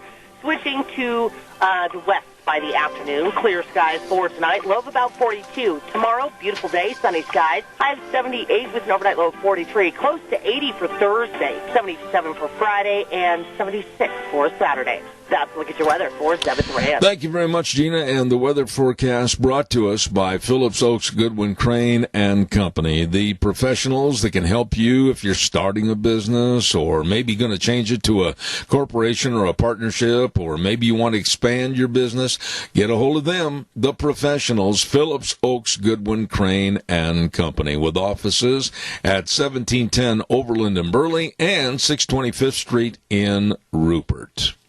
I've got time for some calls, and I would appreciate some calls at 436-2244, 1-866-927-4587. Are you going to watch the debate tonight? Are you going to sit there and study and learn, or are you going to turn on something else? That, I think it should be forced watching, and I mean that when I underline the word forced. I think it should be coerced by teachers in various civics classes, etc., to have the students take notes on what's being said, what's being talked about, what was said, who said what, and have a test on this in the classroom. I think we've got to get back to where our young people really understand what's going on. Caller, good morning. You're on the air. Good morning. I just thought maybe I'd pass some information on to you. My daughter was down in California over the weekend because her husband works down there for Les Schwab. And she said everywhere she went, she saw American flag, Trump sign, and one for Biden. Really? She said it was on a guy's combine. The next field, it was on that combine. American flag and a big Trump sign. That's pretty encouraging, isn't it? I think it is. Colusa, California. I know it's a farming community and like that, but anyways, I just wanted to pass that on to you. I appreciate. It's interesting her saying that. I appreciate your call. That makes me feel good, and there's a lot of good people down in California. It made me feel good too, and she told me that it was. Yeah, at least some of California knows what they're doing. There you go. You're a sweet lady. Thanks for calling this morning. Thank you. You're welcome. Oh, Bye. Nice lady. You know, that's the point, and I'm so glad that lady called. If you go to various areas like Bakersfield, California, and up north, like into Red Bluff or Clovis, California, whatever the case might be, Ripon, small community, or anywhere up the coast like that, you're going to find that it's almost all conservative. Where you really run into the problems with the absolute brain-dead atmosphere of the Democrats and the liberal left, of course, Sacramento, San Francisco, and L.A. But there are a lot of good people in California that are being abused by their government, hurt by their state government, especially their governor, Gavin Newsom, and boy, would they like to see a change. Sean, over at the studio, the sound has changed just a little bit, kind of hollowed out. If you could kind of check the dials, I'd appreciate it. And while you're doing that, I'm going to tell everybody about Patterson's Electronics, and they're located at 421 East Main in Burley. Don't forget, Curtis and Lorena, you know, those two people know all about everything electronics. When I was in there, I never will forget, I talked to Lorena, and she's going on about this and on about that, and I had a great big question mark over my forehead because I didn't understand everything. They know all about the home theater systems. They know all about surveillance cameras, car stereos and speakers, complete sound systems, all the TVs. I mean, they know. That's their business, and boy, did they have all the information. Patterson's Electronics, 421 East Main in Burley. They're open Monday through Saturday, 9 to 6. You stop in and see them today, or give them a call at 678-6997. Patterson's Electronics. Really nice people. What have we got cooking for the rest of the day? Well, next hour we've got Dr. History, and I dare say he's probably out in the parking lot right now.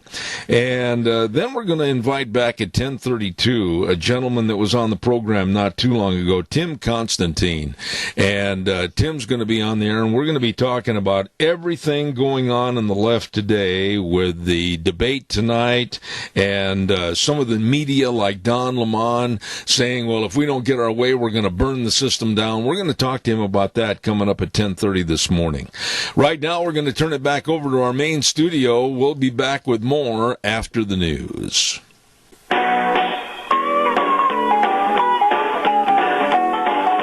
Oh, we're sitting here discussing politics and all the ins and outs of what might happen. Dr. History will be with us in just a moment. Stand by, everybody. Don't forget that. Want to remind you, we're brought to you by our major sponsor, your Magic Valley Les Schwab Tire Centers, all 7 locations serving you with a very safe, clean environment and the best in tires. Your Magic Valley Les Schwab Tire Centers, along with Burley Physical Therapy and Rehabilitation, and they're located at 1263 Bennett Avenue, Suite 2 in Burley, helping you get back to being you. Want to take just a moment and thank everybody at Greystone Crossing. My goodness, Matt and Kelly Wiggins, what a wonderful place for seniors. A 12-bedroom home that furnishes 3 meals a day, delicious meals too. Snacks, housekeeping, and local transportation all included in the rent. I urge you to call and set up an appointment to see the beautiful Greystone Crossing at 1221 21st Street in Hayburn, 650-4979. That number again, 650-4979, Greystone Crossing Senior Living. And a big shout out to our friends Lon Hardy and Sharon with 7K Metals. Oh, yes, I was introduced to 7K Metals way back last winter, and I really appreciate it. You can have silver purchases come right to your home through 7K Metals, where you can help build yourself your financial security and future. So find out more. Get a hold of Lon Hardy at 312-8699 or Sharon at 430-3259. Tell them I told you to call. They'll help you. 7K Metals and silver purchases for you.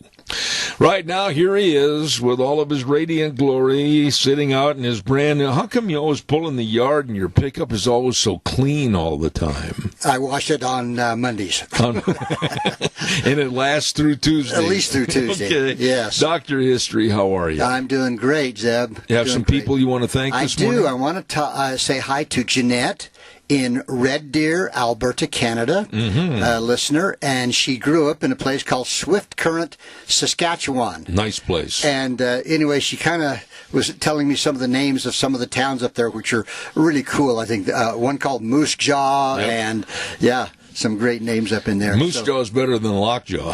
That is.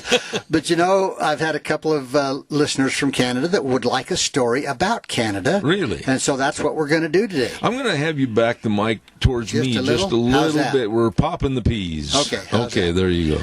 So we're going to go into north central British Columbia, which is kind of straight north of the state of Washington. Yep.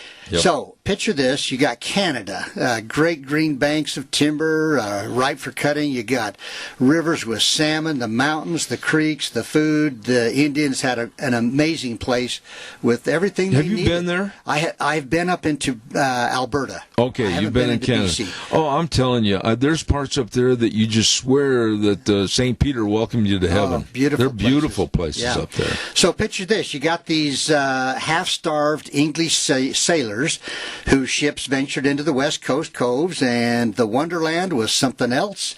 It was freedom for Billy Barker.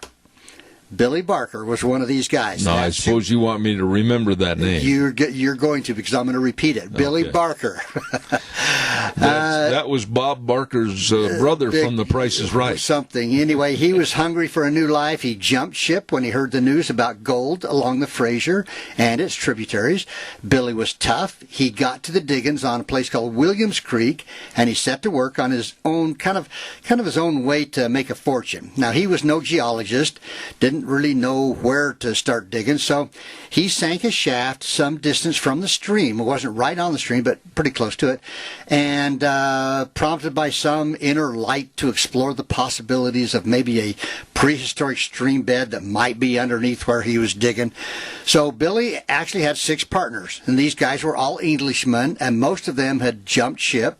So here we are, August 13th, 1862. The hole reached 35 feet. Down. Now, that's a lot of digging in gravel, dirt, rocks, 35 feet down. That's a long way. And it's hard One work. man did that? No, there was 6. Billy and his 6 partners. Okay. Now, a few of the superstitious ones wanted to quit because it was the 13th, a bad day, their funds had run out. Lucky for them. What was the indication that there might be gold in that area when you start digging a hole 35 feet down? He had no idea. It was just like, well, this is as good as any. Let's start digging. Holy cow. So, anyway, some of them, they were down on their money, and there was a guy by the name of Judge Begbie of Richfield that staked them out for a few more days. So they keep going down. Now they're at 50 feet down. The men struck an old river channel. A shovel full of gravel was sent up and panned in the creek. It yielded $5. So they took this gravel up, panned it, $5. A 50-foot hole for $5? Well, hang on. Okay.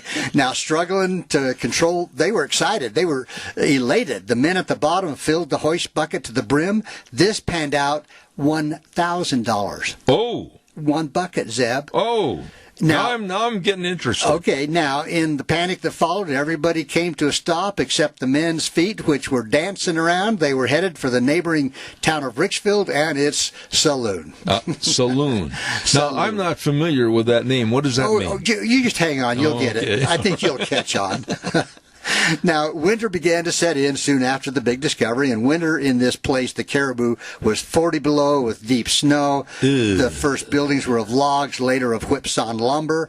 All of the Barkerville, now they're calling this place Barkerville after Billy Barker. Yeah. They were strung along one single street. Buildings were elevated a few feet, as were the sidewalks above, because miners would frequently dam the creek for a time in their searching for gravel, and the Williams Creek would head right down the center street of Barkerville.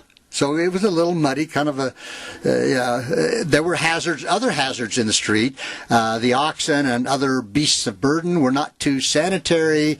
Garbage was left everywhere, and the mud was knee deep. So you got a kind of a picture. This wasn't a real pleasant place to build. Their Chamber of Commerce had a hard time selling that place. They did. Now, Billy Barker could take no real pride in all this growth. He was a worried man.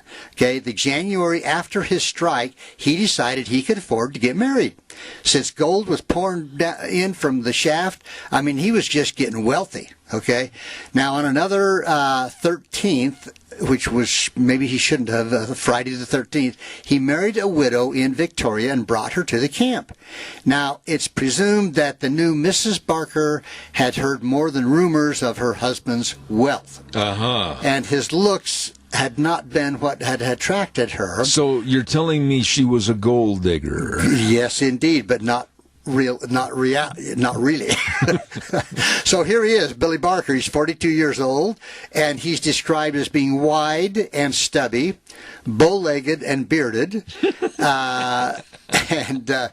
Billy found it increasingly necessary to spend huge sums of money on his bride to keep her attention, so to speak. I see, so to speak. You're doing this so Thank you. So and that's nice. all I'm going to say about that. I figured that. Okay, now his company soon took in some $600,000 from the hole in the creek bed. Now, from that 50 what year was that? 1862. And today that would be like, holy at least 10 times. Moly. Yeah. Anyway, he went through it quickly. If you can imagine, he spent, and pretty soon became evident that his resources had struck bottom. His wife left the camp. He was abandoned. He was lonely. Billy soon spent what little was left, and when the mine failed, he made a living cooking for road crews, took to drinking, cost him one job after another. He wound up in an old man's home in Victoria, dying of cancer in 1894. So, 30 years later? So 30 years later, the guy went from one of the wealthiest men to nothing. Yeah. Now, meanwhile, the town, Barkerville, was mushrooming, in the beginning with new discoveries. There was a, what's called the Grizzly Mine. It had a weekly payroll of $10,000. Another mine called the Caledonian at the edge of town brought in more than $5,000 a day. For a time. Holy. Now, Barkerville actually burned to the ground in 1868 because, just imagine, you've got all these flimsy shacks that are dry wood and a few sparks, and anyway, it went up. Well, what happened to Mrs. Barker? I think she went back to San Francisco I see. Wherever. Okay. Anyway, she might have been out digging some more gold somewhere. Now, although there was plenty of gold in Barkerville, the terrible road conditions in winter often kept food out and near famine during the wintertime. And in fact, there's a quote from the newspaper says, quote, "There is not a pound of beef or mutton to be procured at any of the butchering establishments on the creek." And it says, in the paper, it says, even beans and bacon were not always available, and sometimes neither were such staples as candles. And so the paper goes on to say, quote, "In consequence of the scarcity of candles, we notice several persons are availing themselves of a large quantity of beef tallow accumulated by them during the winter and are now busy converting it into candles, which they readily sell at $1 per pound." Really?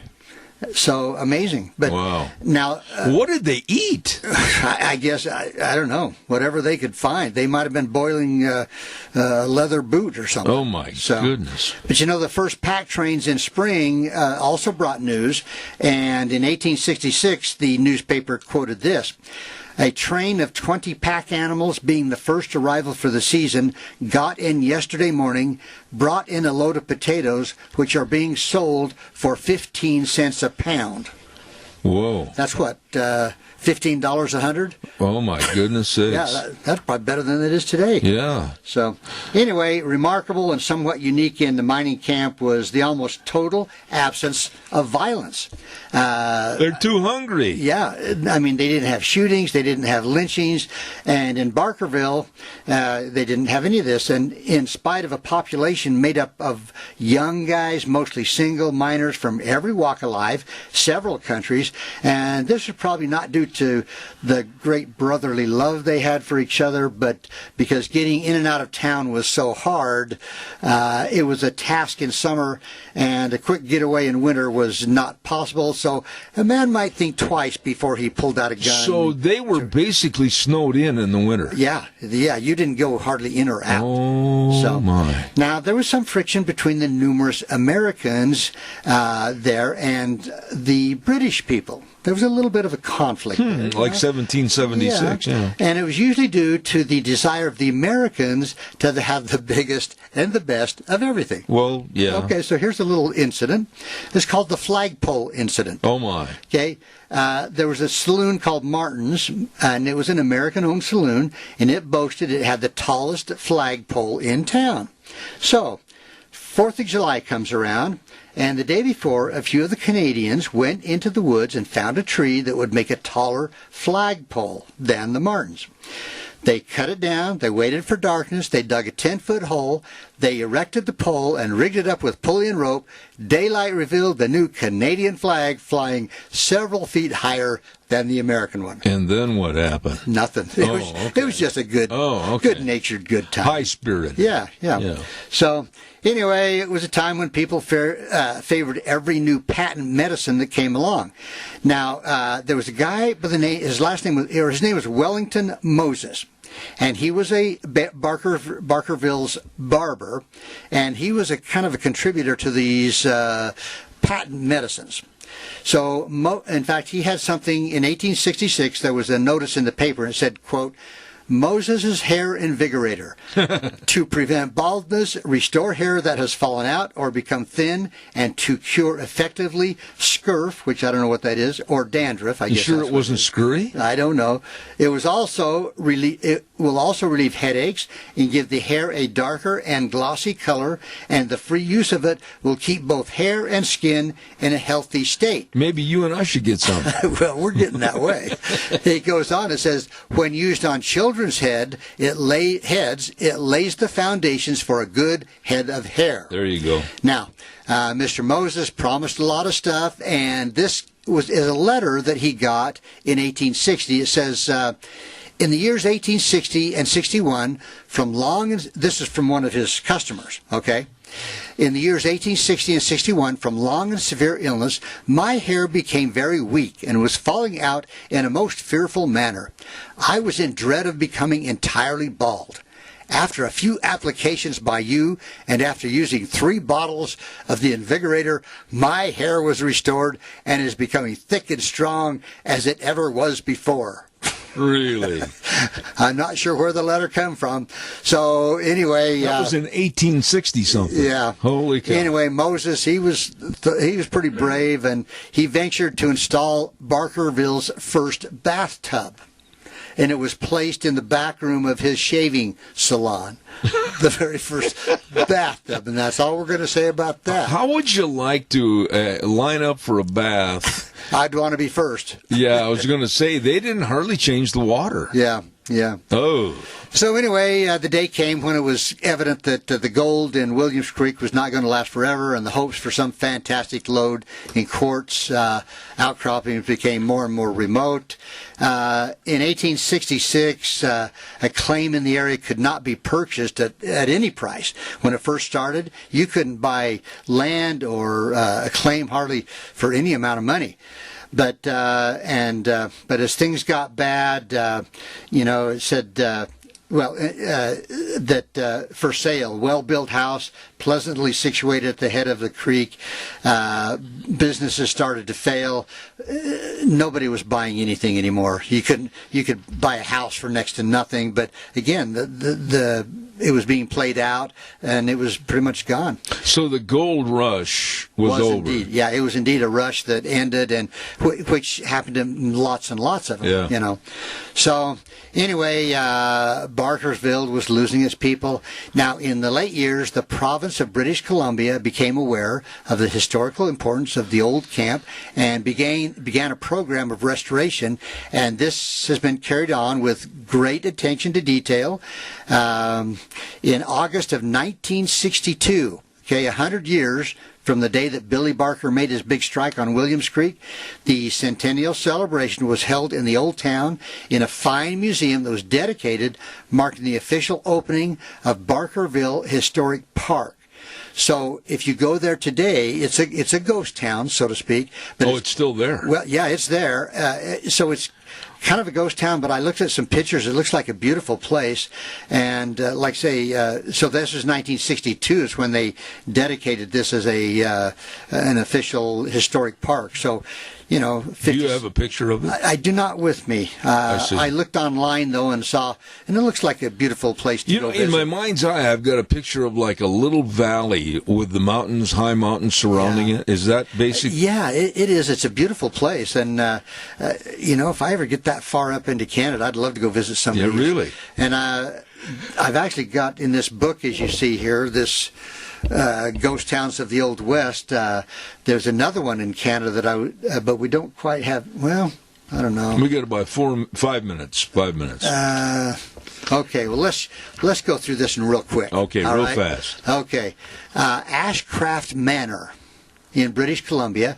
There were some brothers, the Cornwall brothers, Henry Allen, Clement, Francis. They established this Ashcraft Manor, and they brought in, being good Englishmen, they brought in some country sports. They brought in some fine Arab stallions, 20 foxhounds, and in early 1862, the brothers brought in some cattle from Oregon, and they brought in some cowboys, and they wanted to have a fox hunt. But they didn't have any foxes up there, Zeb. Oh. So they replaced them with coyotes. Okay? Tally-ho, the coyote! Well, now, wait a minute, Zeb. You're getting ahead of me. Oh. So, now picture this. You got the American cowboy sitting on a row on a rail fence, and they're instructing all the proper terms. And the first man sighting that coyote is supposed to call out, "Where away?" Where away? Now, when the direction taken by the fox or the coyote was determined, the spotter was to cry, "Yoicks." Yoicks? Yoicks. Where away? Yoicks! And as a signal to get ready, then all the riders would take off at the shout, "Tally-ho!" Aha! And they would take off, and when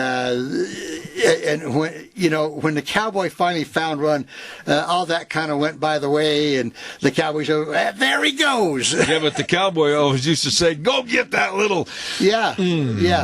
So, anyway, it was kind of an interesting deal. These Cornwall brothers kept diaries, and what does yoicks mean? I don't know. You're the historian. That's your assignment for next week. Give us the explanation of yoicks. Anyway, this Ashcraft Manor developed into a kind of a place for people to stop between gold fields, between the different areas. Yeah, and I believe it is actually still in. I think the manor is still building up there in the little town of Ashcraft. I'll be darned. So tally-ho! Tally-ho and yoits. And go get And where away? And go get the darn thing. Yep. Oh, you cleaned that up. I did. So our friends to the North Country, they had great big gold rushes too. Oh, yeah. And I appreciate the last two people from Canada that have asked about stories up there. So I'm going to try to find more stories that took place. Every one of your gold rush stories always ends in the same kind of a vein to where it played out, right, and everybody went broke. Well, I think what happened is a lot of them, after they did make money, I think they probably left. You know, before they, I think they could see that it was not going to be very profitable, and they would hear about something else somewhere else, and bam, they were gone. I'm still concerned about Billy Barker's wife. Well, I think she made out okay. Yeah, she came out with a lot of money. Billy didn't. But I think she did all right. Oh, my. Mrs. Billy Barker. Well, there you go. You've done it again. And all those folks. Oh, by the way, audience, if you're listening to Dr. History and you want to call your friends and neighbors anywhere in the world and tell them ZebBell.com. ZebBell.com.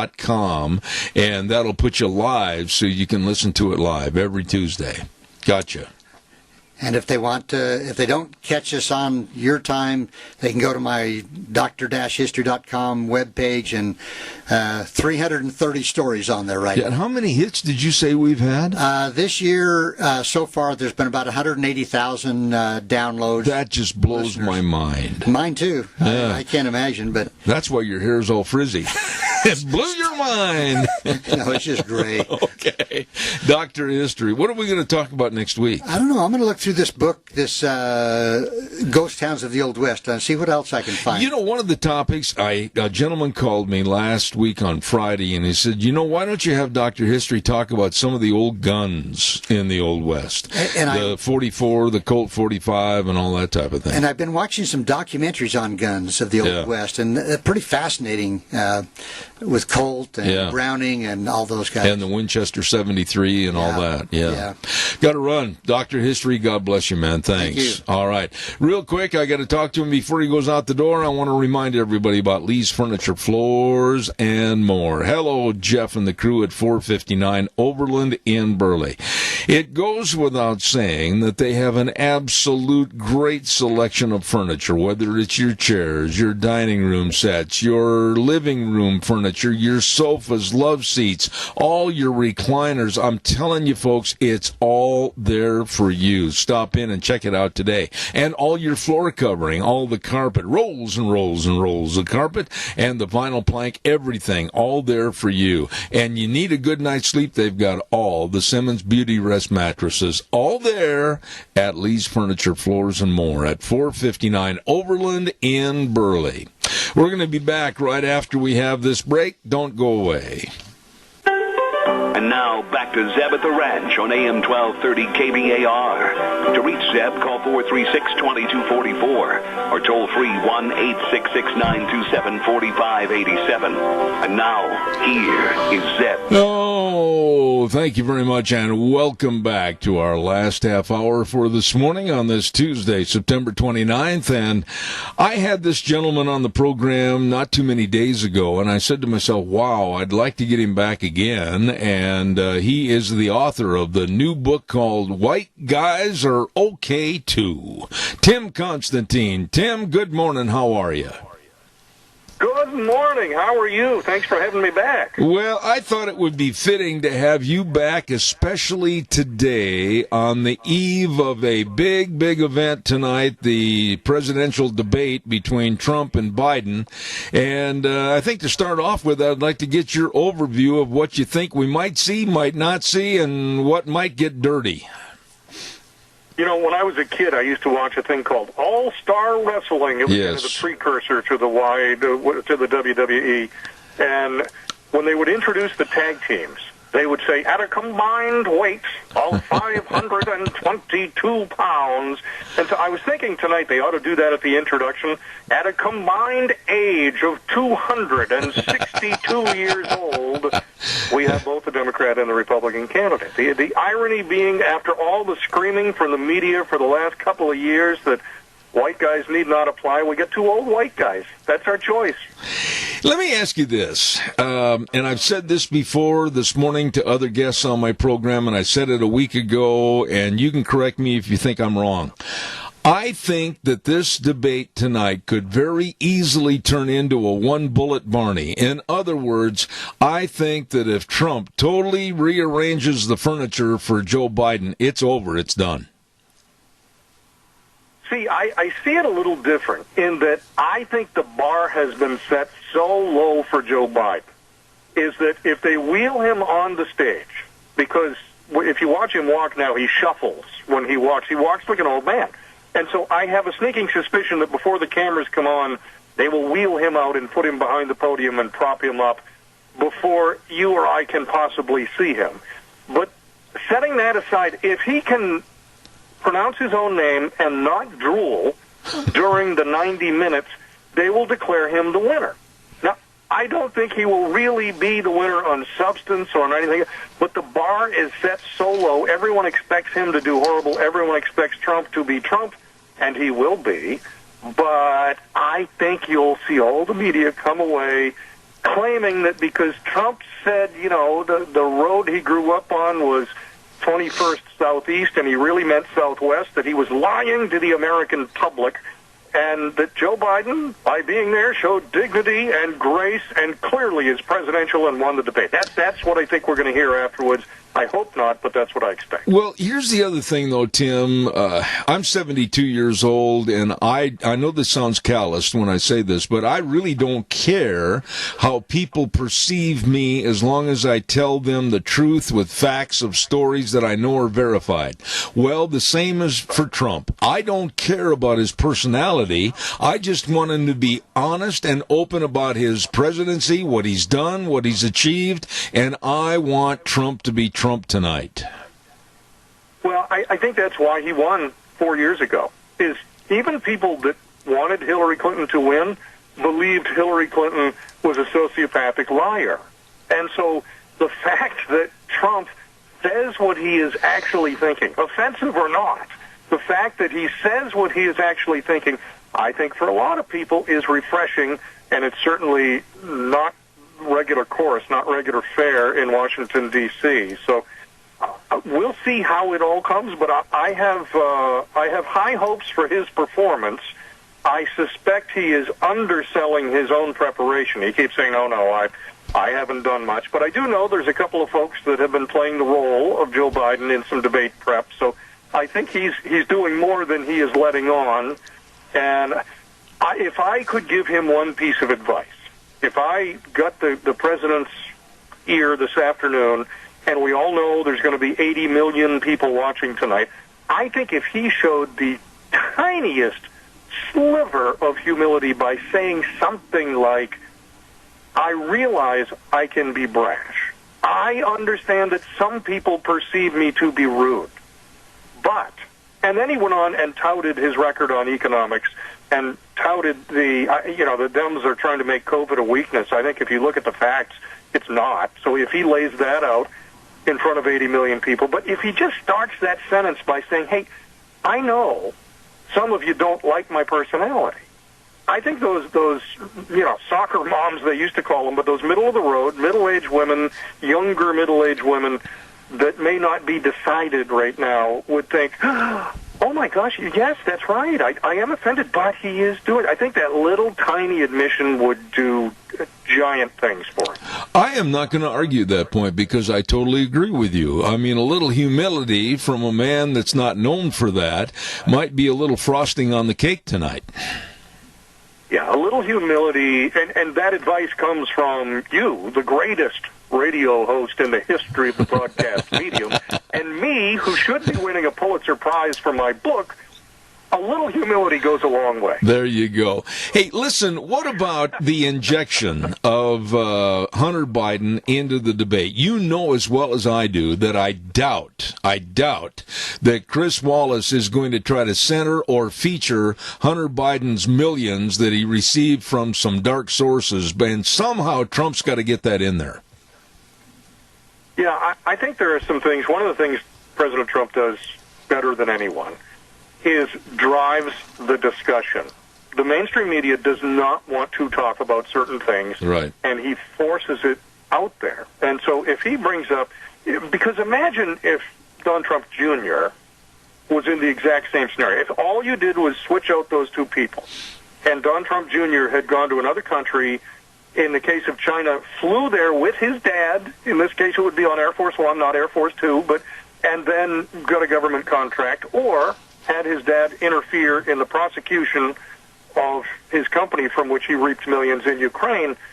If that kid's name was Trump instead of Biden, the media would be pounding on it every day. So I think Trump can bring that up, and even though Chris Wallace won't, then it forces all the commentators to talk about it. And I think he can do that with two or three things. I think he can really push Biden half a dozen times during the 90 minutes about the fact that he doesn't appear anywhere. He really is campaigning out of his basement, and the media doesn't seem to care. Last week, he made an appearance in front of about 24 people. I'm not making that number up. In front of about 24 people on Wednesday. And then on Thursday, he did not campaign. He stayed in Delaware. Yeah. And on Friday, he did not campaign. He stayed in Delaware. On Saturday, he made an appearance in Delaware. And then he hasn't been seen since. And I think, wait a minute. I know the strategy is to have a referendum on Trump. But if I'm an honest-to-God journalist, it seems like I ought to say to the presidential candidate of a major party, hey, can we actually see you? Can we actually talk to you? Can the public see you? It just seems like the most basic of requests. Let me ask you this, and again, I'm going to make a statement, and feel free to correct me if you think I'm wrong. But I think that the coronavirus, COVID-19 situation could very easily backfire on Joe Biden, because he has come out lately and has really ridiculed Donald Trump and said, well, if I had been president, we wouldn't have seen those 200,000 people die. We would have had the vaccine and everything else. That is absolutely a falsehood, and it's hindsight. Everything is 20/20 vision in hindsight. Many doctors have criticized Biden for his attack on Donald Trump. Nobody knew what to do with this virus. So if he does do that tonight in the debate, I think that Trump can really shut him down if he handles the verbiage correctly, saying, Joe, you're looking at it with 20/20 vision over your rear view mirror, and you really don't know what you'd have done if you were involved as president. One of the things Trump one of the tools he has used very effectively in that discussion is pulling headlines from last spring when, when the mainstream media was saying we expect 2 million United States deaths. And they would harp on this, and it was headline day after day after day. That's right. And then Fauci would say, they would get questions to Fauci, and he would say, well, if it's mismanaged, we could have that many, but if it's managed well, we'll probably only have a couple 100,000. Those were all early in the process. And so if you pull those headlines, and I'm a great believer in props. I mean, I'd find a print edition of the Washington Post or some other New York Times or someone who had predicted doom and gloom. I would find the print edition, and I would hold that up in front of the 80 million people that will be watching and say, here's what they said in March or in April. And they said, gosh, there's going to be 2 million people. You know, we've had 200,000, which is 200,000 too many, but it's a hell of a lot less than 2 million. And I think that makes the issue really turn in his favor. Let me ask you one more question about the debates, and then I want to get into the Supreme Court nominee. As far as the Democrats and Nancy Pelosi saying the other day that they've got a lot of arrows, quote, in their quiver, and one of them being another impeachment run, is this just all drivel, or do you think they might try that? Oh, God, I wish they would. I wish they would, first of all, because it's great fodder for talk radio. But the American public saw that for what it was last time. It was a farce. And if you hated Donald Trump, you would say, yes. Jerry Nadler really knows, even though the president of Ukraine and the president of the United States agree he didn't say X, Jerry Nadler really knows that he did.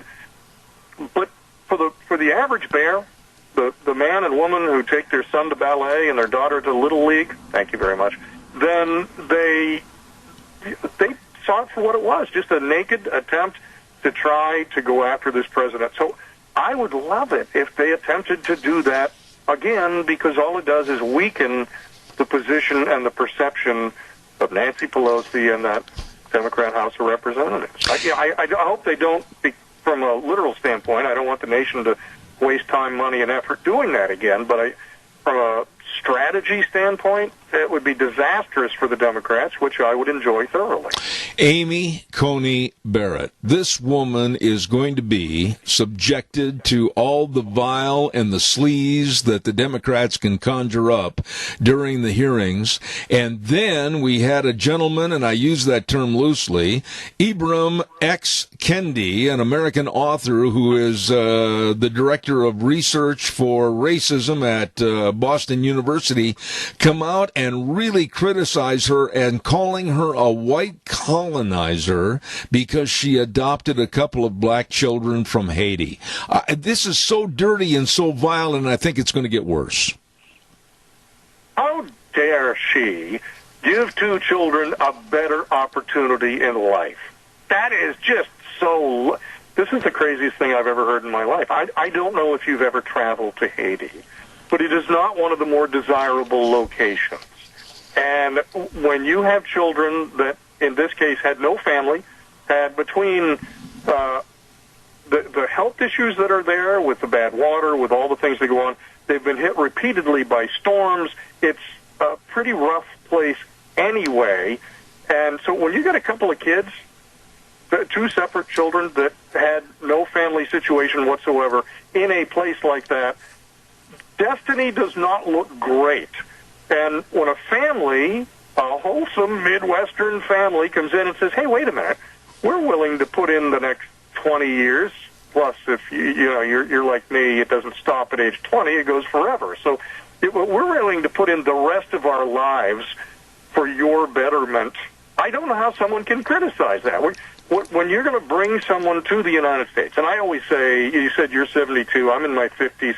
If you were born in the 20th century or the 21st century in the United States of America, or in the case of these two children, they were brought here by a family, but if you were born in the United States of America in this time and place, you hit the jackpot. I've traveled all over Asia, all over Africa, all over the Middle East.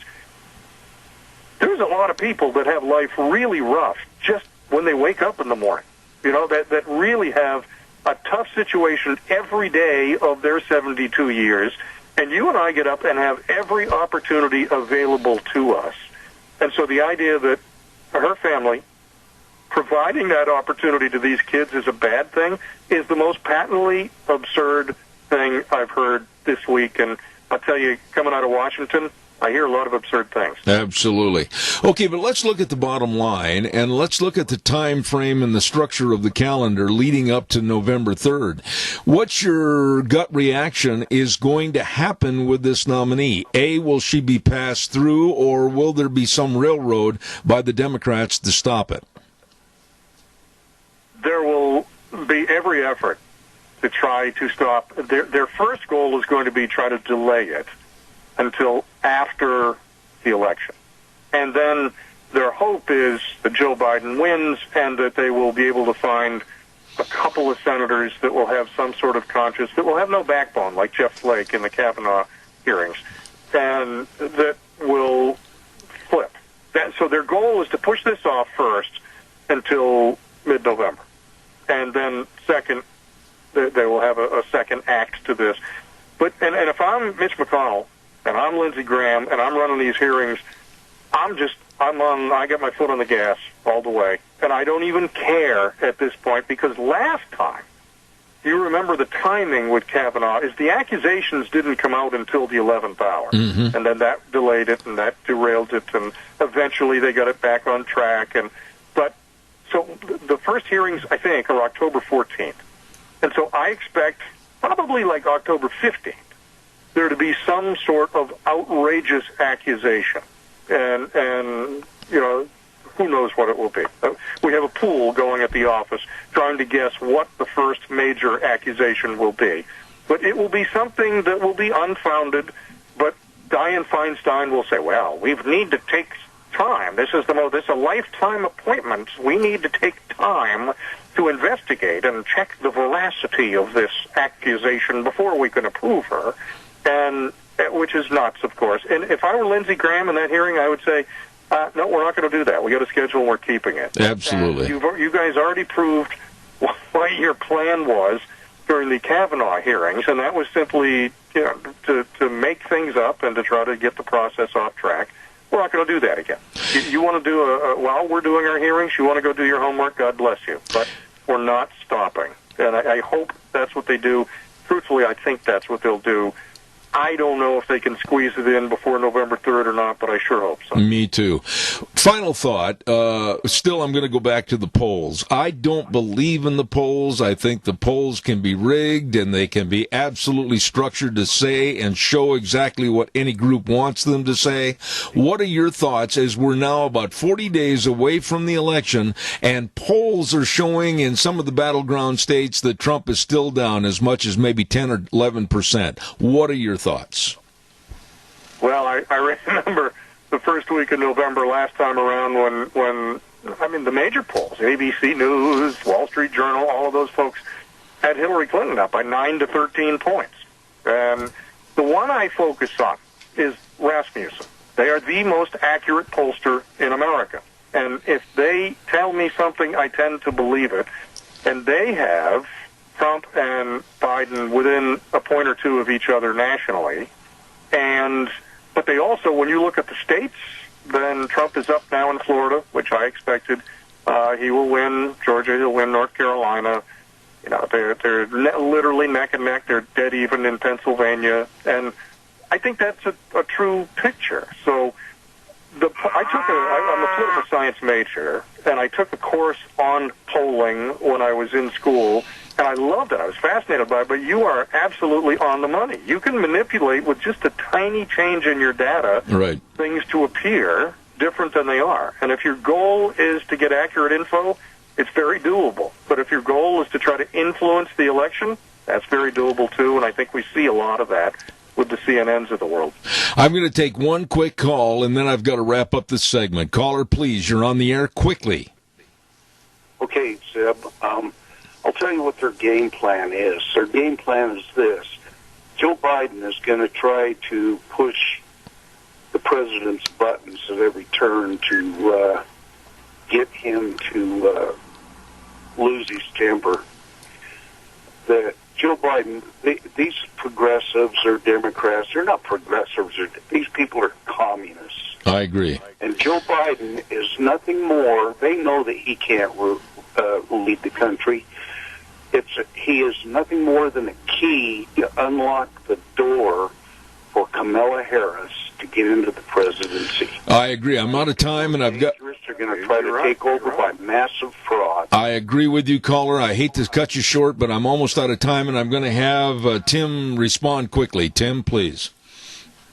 I 100% agree with him. The only thing I thought was going to be different was I thought somehow Michelle Obama was going to be selected as the vice president, and then they would slide her in to the presidency through that back door. But I think Harris is that. Your caller is 100% on the button. That's the plan. Quickly, tell us about the book. White Guys Are Okay Too. How's it going? And where can people buy it? It's going really well. You know, it's funny you mentioned the professor at Boston U, and he's got a great racist book out, if you happen to believe that white people are horrible. So I want to put the two of them side by side in every Barnes & Nobles all across America and see how they do. But it's going well. People can find it at Barnes & Nobles. They can find it at Books A Million. They can find it at Amazon.com, or you can go to TimConstantine.com. Tim Constantine. I said it wrong before, and I'm corrected. Thank you very much on the pronunciation of your name. I certainly hope you'll consent to coming back on the program. Thank you, sir, and God bless. Thank you, my friend. Take care. All right, sir. Really enjoy having him on the program. A straight shooter, and that's what I appreciate. Tim Constantine, and we appreciate it. The book called White Guys Are Okay Too. Holy cow, Zeb, look at the clock. You are running late. The weather forecast is brought to you by Scarrows Meats. Don Scarrow and the crew at 331 North Road, Jerome. Take a breath. Okay, now say the number 324-7657, or go to the website, scarrowsmeats.com. All the delicious meats, all the marinated pork ribs, all the different flavors of bacon, and the hams and the bratwurst and the sausage. Oh, it's all fantastic from Scarrow's Meats in Jerome. And right now, here's Gina with the weather. Typical fall temperatures as we make our way through this work week. Here's a look at your weather forecast. We are expecting sunny skies for today. High of about 77, winds out of the east-southeast at about 5 miles an hour. Switching to the west by the afternoon. Clear skies for tonight. Low of about 42. Tomorrow, beautiful day, sunny skies. High of 78 with an overnight low of 43. Close to 80 for Thursday. 77 for Friday and 76 for Saturday. That's a look at your weather for 7-3. Oh, my goodness sakes. It sounds like great weather for the fall. Don't forget Scarrow's Meats. Don Scarrow and his excellent staff at 331 North Road, Jerome. You can go to their website, like I said, scarrowsmeats.com, or call them if you have questions, 324-7657, because they are changing the way we eat one delicious bite at a time at Scarrow's Meats. Bringing you the weather for this hour. Wow. had a lot of fun with the guests this morning on the program. Tomorrow, let me take a quick look here before I go any further. And tomorrow we've got Dave Bigo, we got Robert Spencer, we've got great man with all the accounting and all the money, and that's Dr. Michael Bustler. He's going to be on there talking about our economy. And so don't miss tomorrow's program. Real quick, I want to say a big shout out and thank you to my major sponsor, and that's, of course, your Magic Valley Les Schwab Tire Centers, all 7 locations serving you. Service, the key word, because they come at a high lope to come out to your car or pick up and see what you need, and, of course, they got the best in tires, all the different tread designs, all the sizes for all vehicles. And along with that, the greatest in brake service, front-end alignment, shocks and struts, and batteries. And again, I say it all the time now that we're getting into the fall and cooler weather, make sure your battery is going to do the job. If not, they've got the best of batteries at all 7 locations. Your Magic Valley Les Schwab Tire Centers with James and Buell, Dan on Pole Line in Twin Falls, Lane and Rupert, Mike and Jerome, Dave on Blue Lakes and Twin, the Twist family in Paul, and Trent on Overland in Burley. The best, your Magic Valley Les Schwab Tire Centers. That's going to wrap it up, excuse me, and put it back in the box for today. And we always end the program by saying, the way things were are the way things ought to be. And the 4 words that mean the most to me, in God we trust. We'll be back here tomorrow morning at 8:06. Don't forget, if you're out of the area, tell your friends and neighbors to tune in on ZebBell.com. And right here locally in the Valley, 12:30 a.m. KBAR. Zeb at the Ranch. See you tomorrow morning at 8:06.